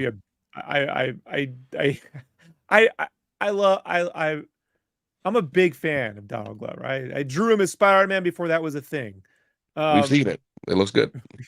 Someone just sent me a thing today. You drew so him as Miles is, if Peter's black, is Miles gonna be white? I'm like, look at the date, fuckface.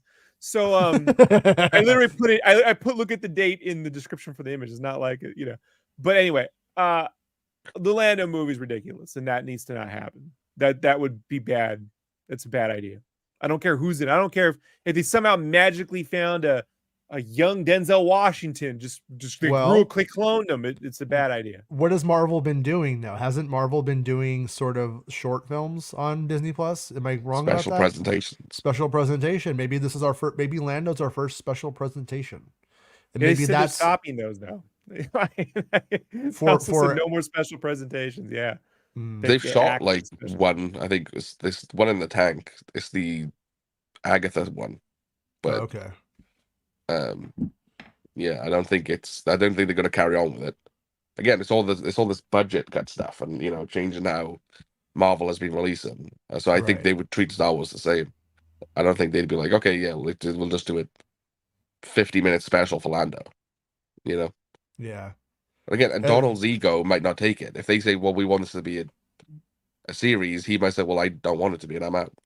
Yeah. You know, because like, you know, they've given them this. They've gone with their call. Like, it seems of the Glover brothers made the call of making it a movie, and that they're developing it as a movie. That seems like it was on them, because initially it was a show. So yeah, I didn't say no Agatha. I think I said there was a special presentation thing for Agatha. I don't remember what it was called, but well, I mean, when you look at it, like, once again, what do we have?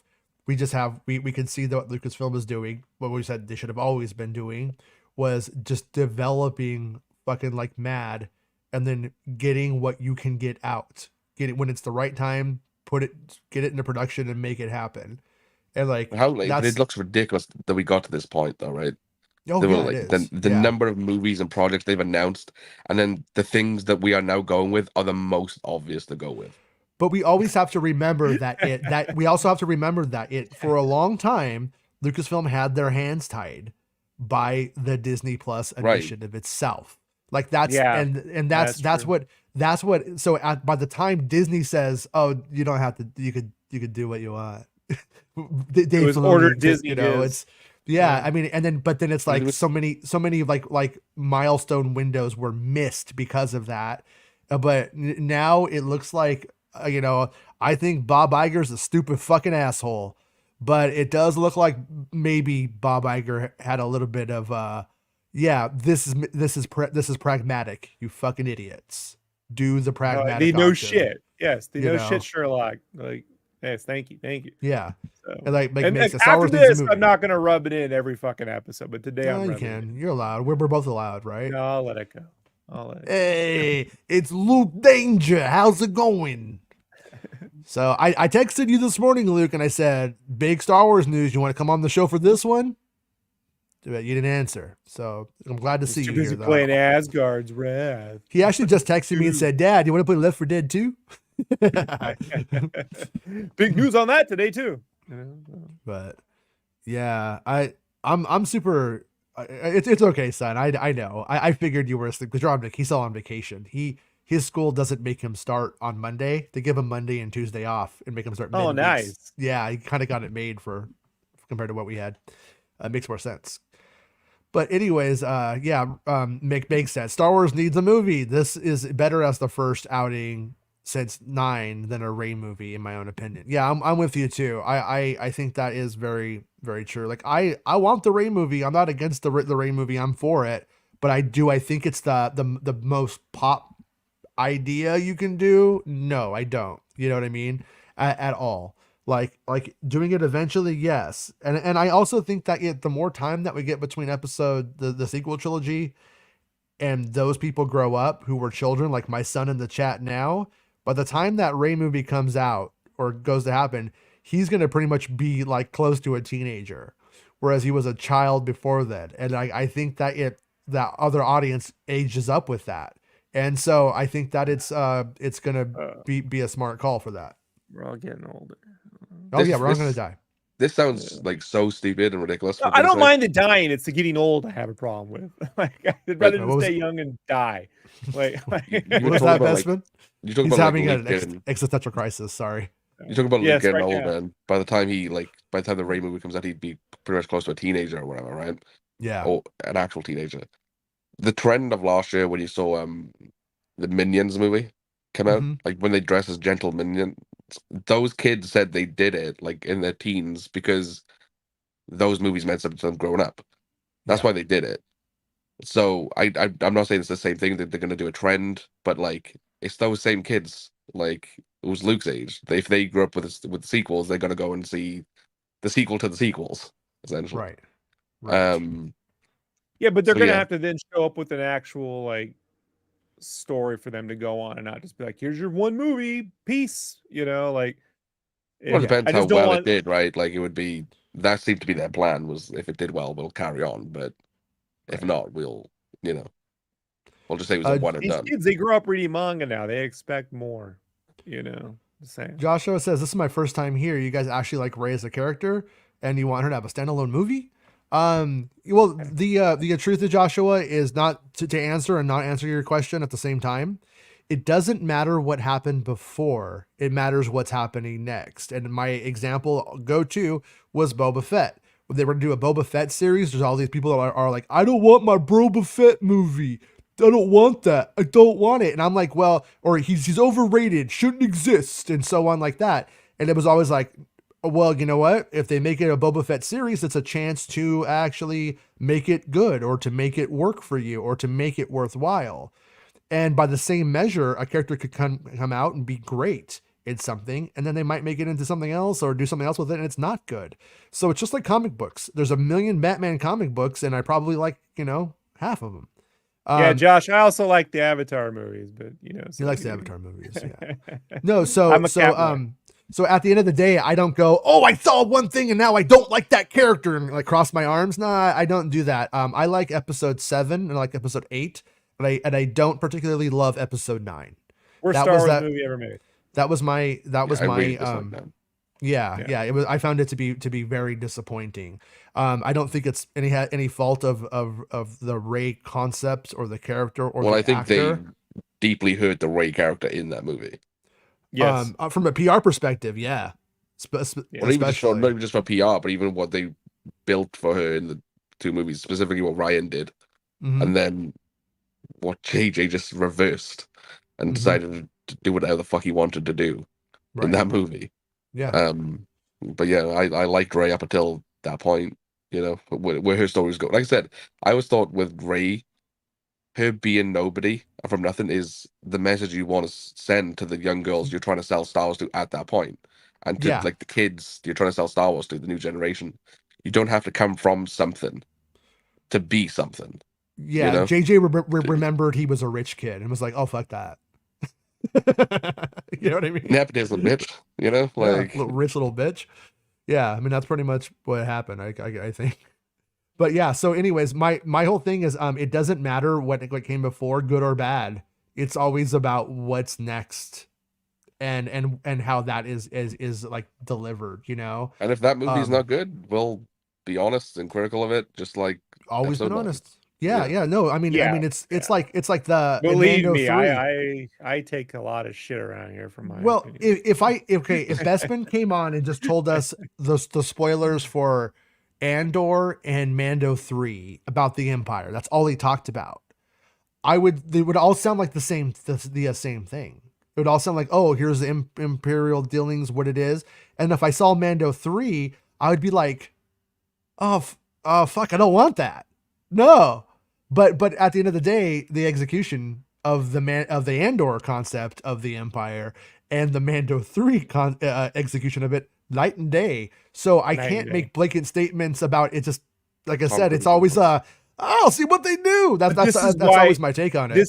This is where me and Santa have a philosophical difference. Never thought I'd say this, and it's true. You love Christmas. You've always said it. You love it. Santa just wants to talk about the content. What's in the story, not who's making it. I'm like, who's making it does matter. Mm-hmm. The problem is when you say who's making it can never get a shot because I now have an agenda who's making it. J.J. Abrams made a great Star Wars movie in The Force Awakens. J.J. Abrams also made The Rise of Skywalker, which is the worst fucking Star Wars movie in my opinion. So again, like Queen made A Night at the Opera and they made The Miracle. It fucking happened. Right. Yeah. Really good. Really Prince bad. made Purple Rain, and he also made the Batman soundtrack. Look. No, that's just good and good. I don't know what you're talking about. Prince also made that Oh Sheila song, and then he just ripped it off with the Trust, right? Who do you trust, right? Yeah, I think it started. Did that come out of a sample or something from that? I can't remember now. Yeah. I know because this morning Sheila appeared in my list. I'm like, I started going, who do you trust? Money. Holy shit. I'm going to use that when it gets Jason. I'm going to use that when it gets Jason. All I know is they're too hot to handle. They're too cold to hold. You call the Ghostbusters in the ring. Yeah. And I see your guys, we're ending on this. Ray Parker Jr.'s Ghostbuster song is way better than On Our Own. No. Jason says that it doesn't count because they stole it from Huey Lewis, which they did, and they paid for it. So I don't care. Bobby Brown pretty much killed Whitney Houston. So they cancel each other out. They cancel each other out. They Huey Lewis sued them and then snorted the money he got from Ghostbusters up his nose. Because he's a fucking rock star. Okay, power, love. We don't ain't got money, ain't got fame. Right. All right, but yeah, you don't get American Psycho without. That's true. That's also true. Because 80s yuppies are fucking psychos. But all right, good show today. We did. I'm gonna be a ghost now. I gotta get back to that. Oh, Rob will always be with you. Always be with you. Always be with you. Always be with you. Always be with you. You. Are you gonna turn into a fucking ghost or? Okay, there we go. I'm a ghost. Just dragging that out. Ooh, it sounds like Mig has a crush on Rob. Rob needs to be on cam more in the future. Nice to see his expressions and smile. Ooh. Oh, get out of here. Go back. Not all the expressions are so great. Die. There you go. You're always be with you. Okay. I really want there to be a Force Ghost in Fortnite so I can continue this, Jason. We need to work on the Force Ghost thing. There's the blue Peely that kind of counts. Yeah. Right? He's got his driver's license. Someone should make Batman versus Luke Skywalker. Well, I think we'll end on that, Luke. I think you won the show because it's always what I wanted to. Luke's going to be running the metaverse here in the next 15 years. Like, you could pretty much just make Luke Skywalker into Superman, right? Like Batman's like, you're not a god, he's like, I listen to the Force. All right. You can. Well, Bestman, thank you for writing 2 articles. I feel like it may kill you like Amadeus, when the other composer comes in and makes Amadeus like keep writing onto his deathbed. Mm-hmm. I hope I didn't do that to you today. No. I feel better today than yesterday. All right, yesterday I couldn't really speak or do anything. Yeah. Well, after you eat, rest up, and all that jazz. If you feel good, play some video games. If not, I'll see you when you feel better.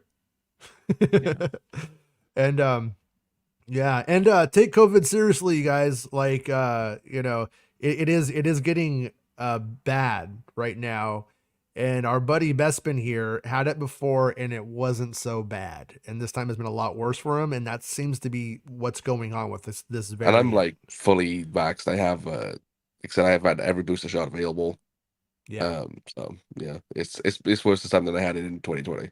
Yeah. So yeah, if you had a good experience with COVID, doesn't mean you will next time, so always remember that. And yeah, so we'll be back. I think we'll end up doing a show tomorrow because I think there will be more developments. I might hear something else tonight. I will hopefully talk to more sources tonight. Maybe there'll be some clarification or something. I don't know. No promises, but that I do plan on doing a show tomorrow. And so I'll see you guys, everybody then. And obviously, Bestman, you're always welcome to join us whenever you're up for it. Welcome to join us. Yeah. And I'm going to get some lunch. I haven't eaten yet at all today. So Luke says to rest up, Bespin. Rest up. Hey, thanks, Luke. What a little G, We're a little G, right? We do not have I deleted the end credits to the show yesterday in a bad mishap. So I'm just gonna open the show with how it close it with how it opened. So we'll see everybody later on. Make sure you like the video, become a channel member to support the show. It means a lot, especially as we cover the development of this film going forward. And if they do film it in Southern California, I'm gonna need some more channel members to be able to make it out to the locations, and I will fucking do it. I'll fucking Fletch this shit, you guys. And if you don't know what Fletch is, it's a movie that Chevy Chase made before we knew he was an asshole. But check it out; it's pretty good from the '80s. If you like 80s bullshit. All right, everybody. Bye. Chevy Chase quit SNL. They knew he was an asshole. Yeah, fuck Chevy Chase, fucking bitch.